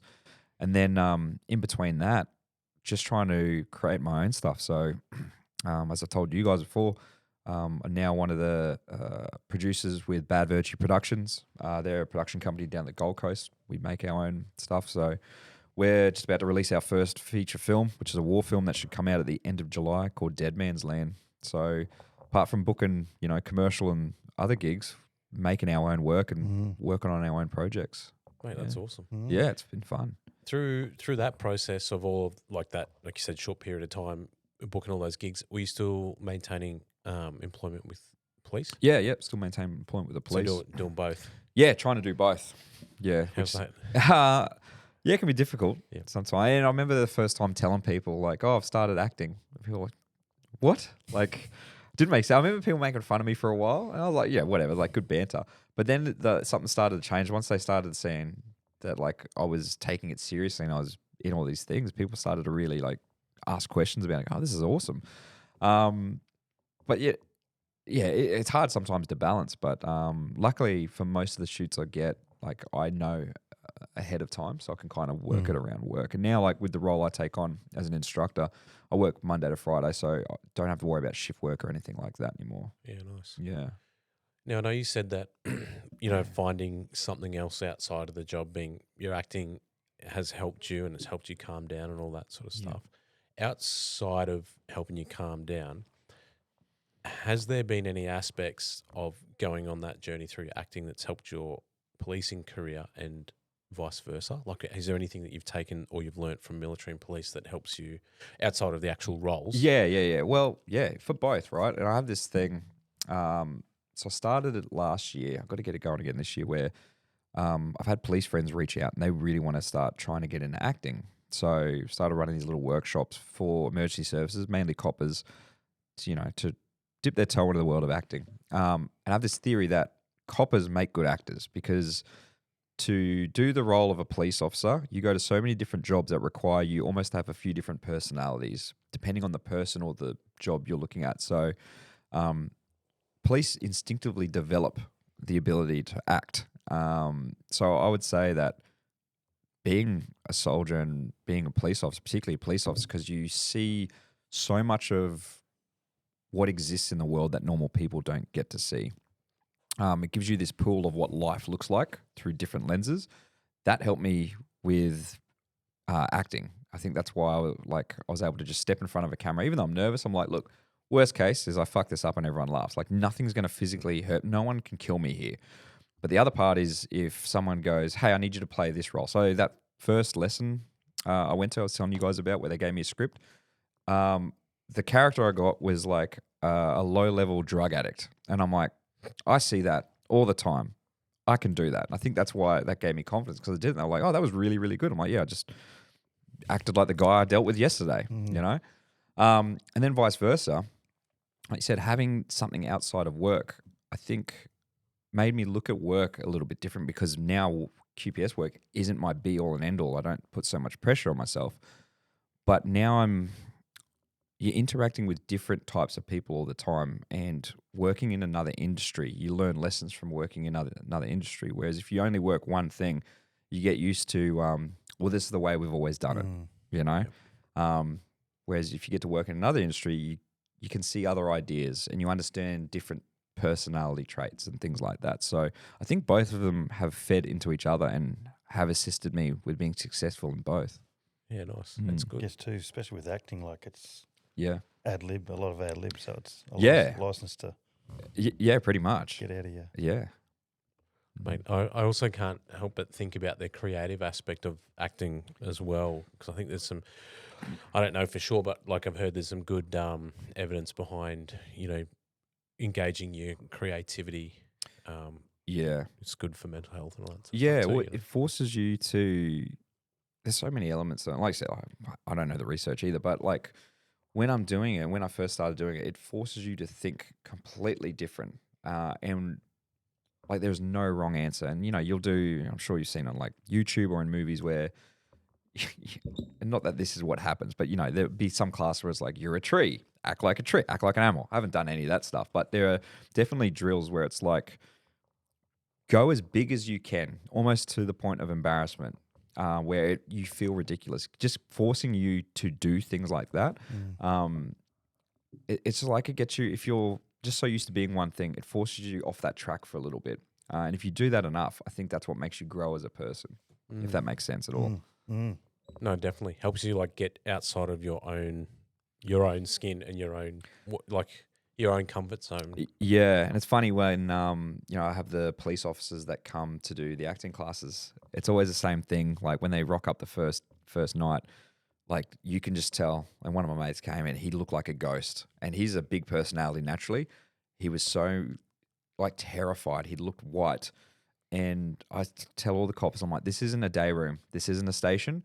The way we talk to each other here, like none of that exists. Like no one is embarrassed, or don't be embarrassed. Like no one in here is judging you because you're all worried about yourselves. Just try something different. And you see, like it takes them a little while because we're so used to having this front of I'm a police officer. This is how I act. This is how I talk. This is how I stand. Once they get up and they've done it for like a couple of nights, you can see a change in them. Like they walk in so different. They don't look like a cop when they walk in. And it's almost this freedom once you get them in front of the camera and they're trying something different. Within like the space of 2 weeks, I'll see that they've changed into, or they've morphed into something else. And a few of them have said, some of them have gone through mental health issues. They've told their psychologist, I've started acting. They've said they've seen improvements in them since they've started doing something different like that, something creative. So there's definitely something to that. Yeah, good. Are you still doing those? I'm about to kick them off again. Yeah, cool. Kind of got a bit busy with a whole bunch of other projects that I've been trying to take. I don't know how I find the time, but so I kind of had to put that to the wayside, but I'm going to start kicking them off again soon. Is that something you've got to monitor? I'm just thinking about, everything you've just told us about the tempo and the intensity and all that sort of stuff. Yeah. Is there a risk, do you think, or do you think about that, about trying to manage everything all at once? Yeah, sometimes. Is that a false economy? It does get overwhelming. Yep. Where I do have to like triage things. So now like I carry a big diary with me everywhere and I help plan out my day. So, if it's a Tuesday and I'm doing my QPS work, like I will still write down, okay, I know I have to achieve these things at work today, but in the afternoon, I might have to look at this one thing involved in filmmaking and then this other thing involved in these public speaking courses I do. Excuse me. So now I try to plan ahead.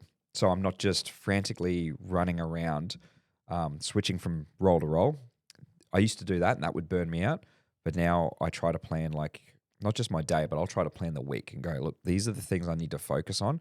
I'll dedicate 1 hour at night here, 1 hour at night here. Okay. Otherwise, if I don't do that, I just get overwhelmed and fall back into that hole, which I don't want to go back into. So you're going to have some sort of system or plan in place. Yeah. To try and stop that decline. 100%. Yeah. It's probably a bit of good advice there, especially if you're busy or working around shift work even as well. Yeah. Or even if like if I scale back how busy I am, this is something I wish I did when I first started really getting into the depths of depression, like 10 years ago, whenever it was. There were days when I didn't understand what was happening to me, where for hours I'd be on the couch and in my head I'm like, you need to get up, like you need to move, you need to do this, this and this. And I physically couldn't do it. It was really weird. It was like something was physically holding me back and I felt highly emotional and I couldn't move. I was just frozen. Going back then, I wish I had the idea of going, right, you're going to write a diary and the night before you're going to structure your day and whatever you need to get done, even if they're not big tasks, it could be like breakfast at this time, force myself to go for a walk even. You need to put the washing on, even if it's those three things. I wish I did that because I think that would have helped me start the day proper rather than starting my day with no plan, allowing myself to sit down or sometimes not even getting out of bed.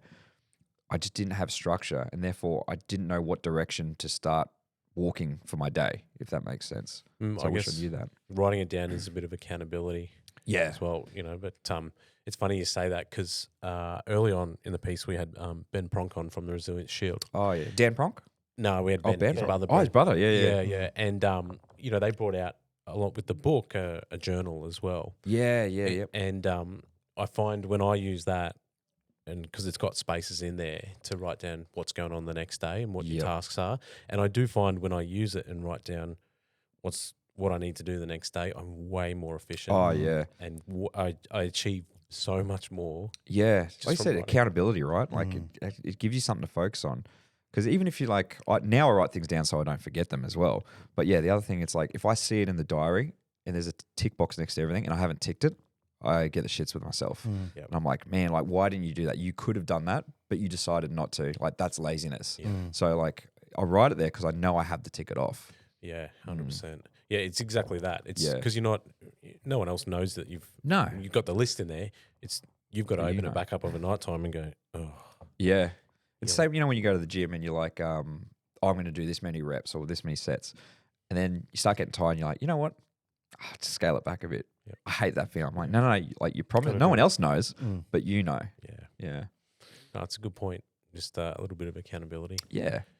Mate, where do you want to take the stuff that you're doing? You know, the emergency services stuff, the acting, producing, all that sort of stuff. Where are you wanting to head with it all? Like, love, and everyone says this, like the dream is to be like full-time in the filmmaking industry. To be a full-time actor, producer and filmmaker, like that would be the dream. That's what I would love to do. I love that creative industry so much. So that's the driver. Like, ever since I've linked up with Bad Virtue Productions, seeing the other side of the house of what goes into having to produce a project. Like when I started, I was just acting. So, getting paid to rock up, do the thing. And then once I started making my own short films and then linked up with these guys, I really fell in love with the whole process and trying to understand the whole industry. So I kind of want to do it all. I want to act, produce, and keep making the movies that we love seeing. That's like, I love being cast in other things. Like, and it's a thrill to be like, holy shit, I'm in a Netflix show or a movie on Amazon. Like, that's awesome. But there's something about like writing your own thing, creating it, and then trying to get it out there. And that's why we're looking forward to like that film we're going to have it out in July, Dead Man's Land. Like, that's a self-funded feature film, war film. Like, we're looking forward to the challenge of getting it in front of people and trying to get eyeballs on it. It's, like I said, as cool as it is to be in a Netflix show, I'm like, I didn't write it. I play a very small part in that, but there's something about something you put your heart into and getting other people to want to see it. So I really enjoy that aspect. So if I can make that my career, then I will. And everyone says, every actor, every filmmaker says that's their goal, and it is hard to do. But what we talked about before, having that belief in yourself, like Hawkeye. When I said, "Oh fuck, I can't do this," he had that belief in me.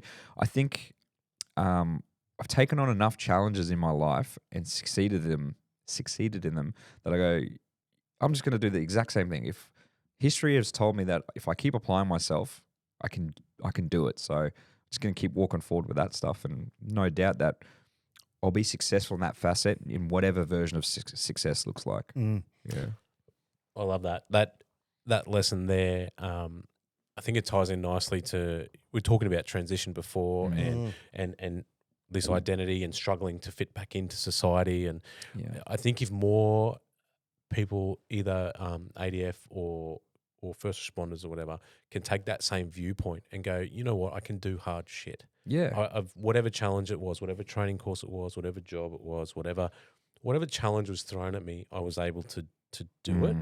Yeah. And if you can reframe it as in like, hey, I do have to shift my identity. I do have to get a new job. I have to do whatever. Yeah. You can reframe it as that challenge and, look at it as if you've overcome things. I think that might help that.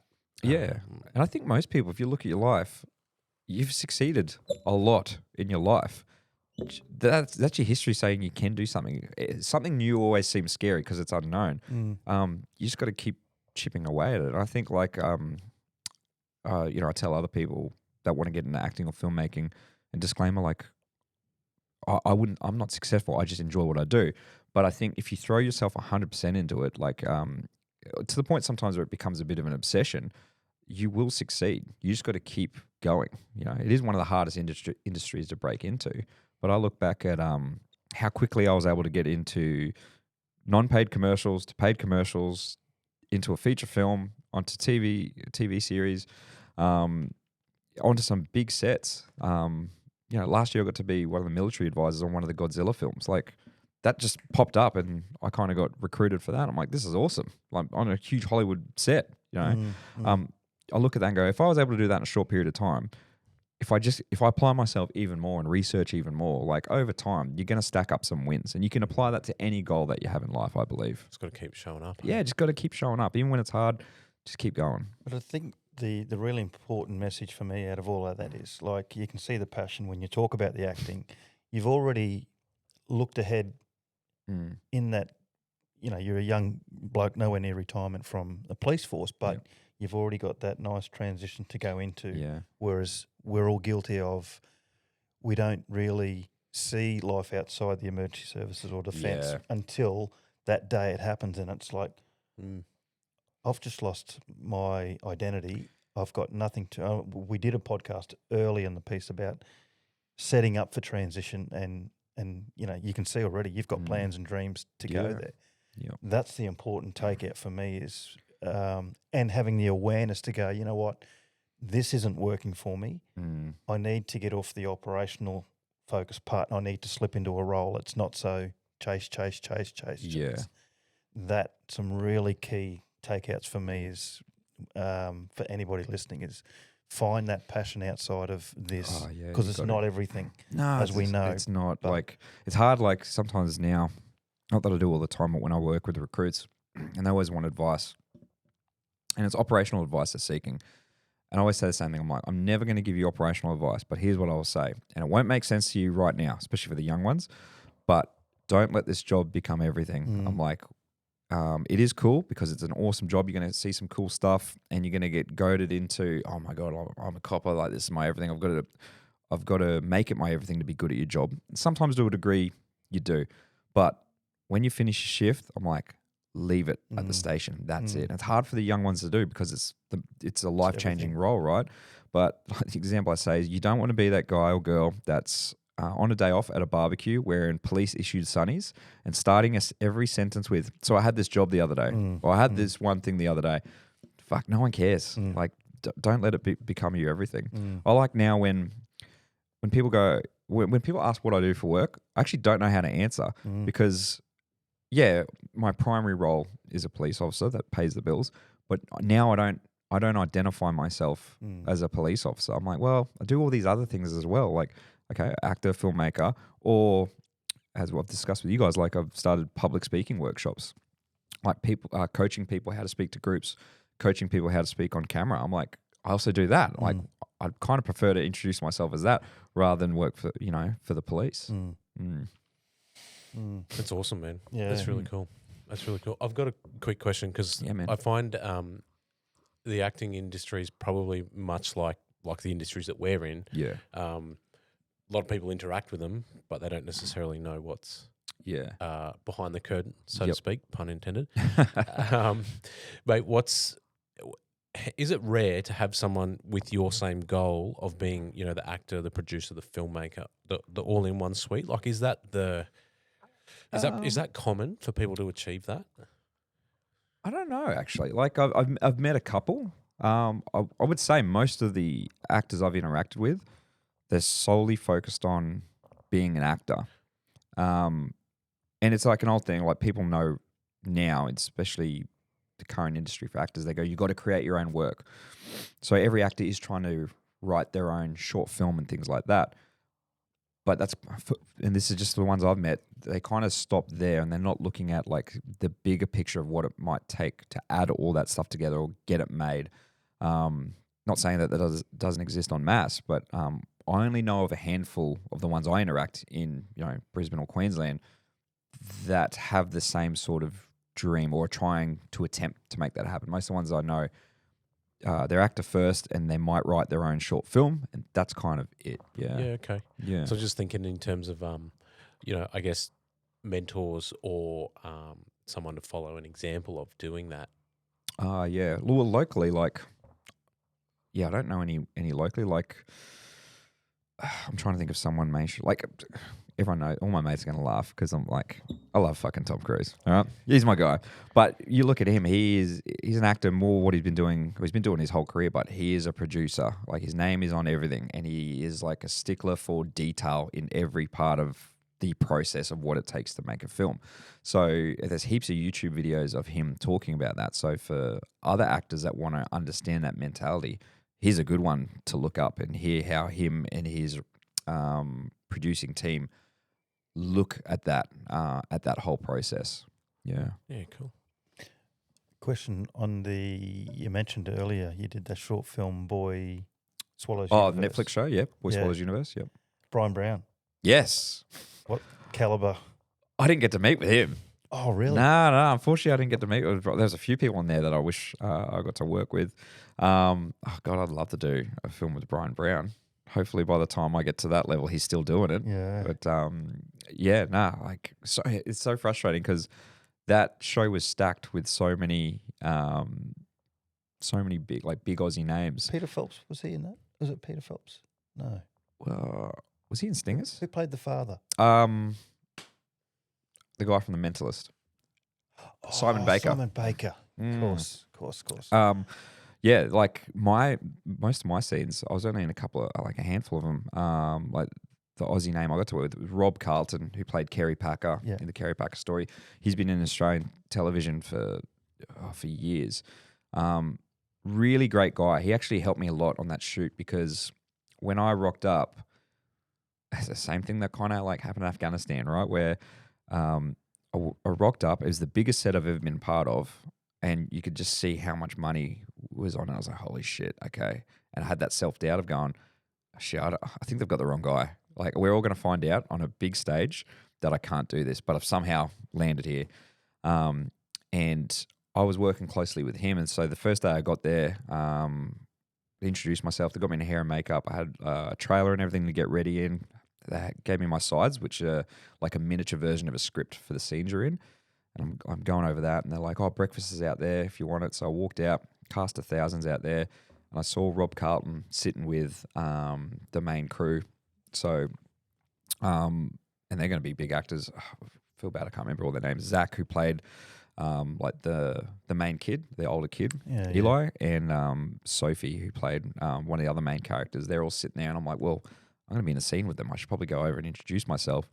So I went over, I was like, hey guys, sorry to interrupt. My name's Tommy Archer. I'm playing, I'll be in a scene with you today. And Rob goes, you're playing Dave Cullen, the crime reporter. I was like, I am. And he goes, oh, mate, grab a seat. So he took me under his wing. Like, we chatted for like 15, 20 minutes, and then we all had to go to set together. And Rob grabbed one of the PAs and he's like, can you make sure Tommy's in the car with us so we can all rehearse together? And I was like, oh, that's great. So the whole day, like I was just picking his ear, and there was a few issues that we had on set, and he was so helpful. Like, gave me like a quick like flash lesson in one day of understanding the industry.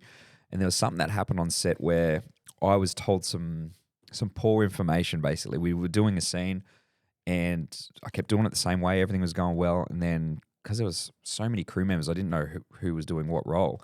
Someone came over to me and told me to stop doing something. What he told me to stop doing was very pertinent to what needed to happen in the scene.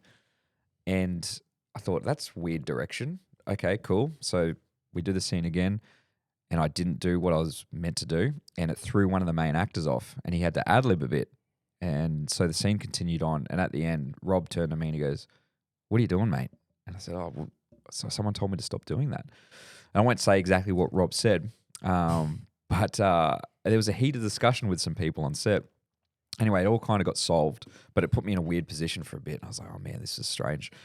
But we went out back into the green room, and Rob said, look, what happened in there? He goes, it shouldn't happen. But I wanted to empower you as an actor, because even though you're only here for a day or two, it is important that you get to have your say and you get to have your voice. You're just as important as anyone here, and I want you to remember that. And like, it was so good for him to take me under the wing. And then months later, maybe it was a year later, when the show came out, watching the show, get to the episode that I'm in, and the day the episode comes out, I think that night, Rob messages me, and he says, hey mate, watch the episode you're in. Really good work. Hopefully I see you again. And I was like, man, he didn't have to do that. Like, why would he No. remember me? Yeah. But for him to message me, I thought, it was pretty big of him. So you're talking about mentors before, like a local mentor for me, like got to share a short period of time with an Aussie legend. And man, he gave me some really great lessons for the industry in such a short period of time. Wow, awesome. Yeah. Just talking about the industry, I'm just thinking about army policing, emergency services, very structured. Yeah. Hierarchy, paramilitary style environment. Yep. You know your left and rights at all times. How is the acting industry in regards to that? It's actually very similar, hey? Okay. Like really, really similar. So your day is pretty much mapped out. You get a call sheet, has all your timings, and like they're strict. Now, timings always blow out. When you're filming something, there's always something that goes wrong. But timings are always, you go, cool, I'm meant to be there at this time. I'm shooting this scene at this time, blah, blah, blah. Even tells you like when you're eating and everything like that. So very much similar to the to military. Same with when you get to set. Like once you understand, this is the hardest thing, is understanding what everyone's role and how that affects you and whether you should someone you need to interact with or not. That took me a little while to understand. Like one of the best things I did was take my mate's advice and work on student films, because on a lower scale, you start to understand how a director works, how the sound guys work, how a line producer works on a small scale, and you understand how a set works. So once you understand that, even on big sets, it's all pretty much the same. There's just more people around. And when you can identify, that's the hardest thing about rocking up on a set for your first day. If there's a cast of thousands, it's trying to figure out who's doing what job. No rank slides there. Yeah, no rank slides. But once you figure out what rank everyone is and what everyone's role is, it's actually very similar. There are some people you've got to kind of follow a rank structure and go, well, I can't go up to that person and talk to them straight away. This is my point of contact. Same sort of thing. Yeah, cool. So it's really easy to, once you get your head around it, it's pretty simple. I wish everyone wore a version of a rank slide. Or at least a T-shirt showing what their job Yeah, role yeah. is. If it's just that alone would help. Yeah, nice. Yeah, That's awesome, man. yeah. Well, mate, have you got anything else, Chase? No, I'm full of knowledge and wisdom. Oh, you didn't get it from me. I did. Mate, you sort of alluded to it before, but I'm going to ask the question again anyway before we wrap up. What advice would you give to people stepping into these roles, knowing what you know now and having the experiences that you've had? Yeah. Look, for both, and I'll reiterate the same lesson. Like, it's two things. One, if you're going to be a soldier or if you're going to be a police officer or any emergency services, really, do it because it's a calling. I find the people that apply because they're like, I just want to see what it's like and be a bit of, I call them like a tourist. If you're not really sure why you're joining, this isn't for everyone, but most of the ones I know, when they're just like, I just wanted to see if I could do it, you're never really gonna last. Like it needs to be like a bit of a calling, like a call for service. It's like you want to serve. There is, most people, you ask them why they join the police. I want to help people. Okay, things like that. So yeah, it has to be something you're serious about. The other part is, like I said earlier, don't make it your whole job. You have to have other things outside the job. So something I like to tell people is, whatever hobbies and whatever friendship groups you have before these jobs, keep them, because they will keep you grounded and they'll make sure that you don't fall into that hole of having an identity issue. Those are probably the two main things I would say to people. Awesome. I think that's pretty sound advice. Keep you grounded. Yeah, hopefully. Keep you busy. Keep something outside of the job. Yeah, you got to. Yeah, awesome, man. And I think the other lesson that you mentioned a number of times in the podcast is having, and I think Josh also mentioned it, is having that courage to stand up and, if something's not working for you or you're feeling that moment of, sadness or verging on that sort of depression side of things, stand up and say, hey, I need that help, or that's we talk about it in just about every podcast, but it's the most important thing, I think, is to to get on that road to recovery, or avoid having to get on that road to recovery. Yeah, like if you can avoid it, Yeah. great. Like I don't know too many people who've been able to avoid it until they're on the road, right? But it's I think that particularly in emergency services, and with police, definitely, I think every copper I know, or every copper that takes on this job, after like 2 years in the job, I think you are going to be affected. You have to, probably even earlier than that. And it will set you on this path already of having some personal issues. And that could look like a whole bunch of different things. It could be at one end of the scale where it's super heavy, drastic. It could be at the other end that's not that identifiable. But just know that at some point this job is going to affect you, whether you realize it or not. Maybe the ones around you will realize. But if you can self-identify, like that's the best thing. But as soon as you do identify it in any way that is, force yourself to change your trajectory. Don't just do what I said I was going to do, which is, I get stressed out, I just work harder. Work through it. It doesn't work. And, and I hope things are different now. Everyone knows, reach out to a friend, there's so many different ways that you can get help. There's that facet too, but try finding something else. Like we said with the podcast I used to host, our first guest, he said this phrase and it stuck with me and Shane. We say it every episode. He said, you got to find what you like to fuck with. And it can be a hobby. It can be anything. Just force yourself to find something different. I think that will go a long way into getting you on the path to being better, paired with a whole bunch of other healthy options as well. Like it's never just one thing that helps you. Like talking to someone's great, but that alone is not going to fix it. Same with finding what you like to fuck with. That alone isn't going to fix it. You've got to pair all these things together and create your own system. I think everyone's different. Yep. Just having that self-awareness. You said something that was always a fear of mine and still is a fear of mine, is I don't ever want to lose empathy. Oh, yeah. That's, and you mentioned something about that earlier, and that to me would be a key, of self-awareness of, we could be in trouble here if I've started to lose that empathy. And sometimes you don't know. No. You don't know. One of the times I realised I lost empathy, I was working with a first year. This is right at the edge, just before I left the operational side. And it was a busy shift. And right at the end of the shift, we got this job that we're on the way back to station to finish. And I was like, how are we getting this job? I won't say what the job was exactly, but I should have done a lot more at this job. And we drove to the job location, and I was driving. He was in the passenger seat. And I went, right, mate, we're going to drive through this intersection. As we drive through, look to your left. He looked to his left. I went, look to your right. Did you see anything? And he went, no. And I went, cool, job done. I started driving back to the station. And he didn't say anything for like a minute. And then he went, is that really how we're going to deal with that job? And there was a way he said it, like immediately hit me and like kind of shook me out of this feeling I was in.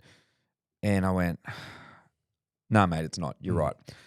So I went back, did the job properly, finished the job. We got back to the station. As we're, taking everything out of the vehicle before we went in, I went, hey, mate, I just want to apologise to you.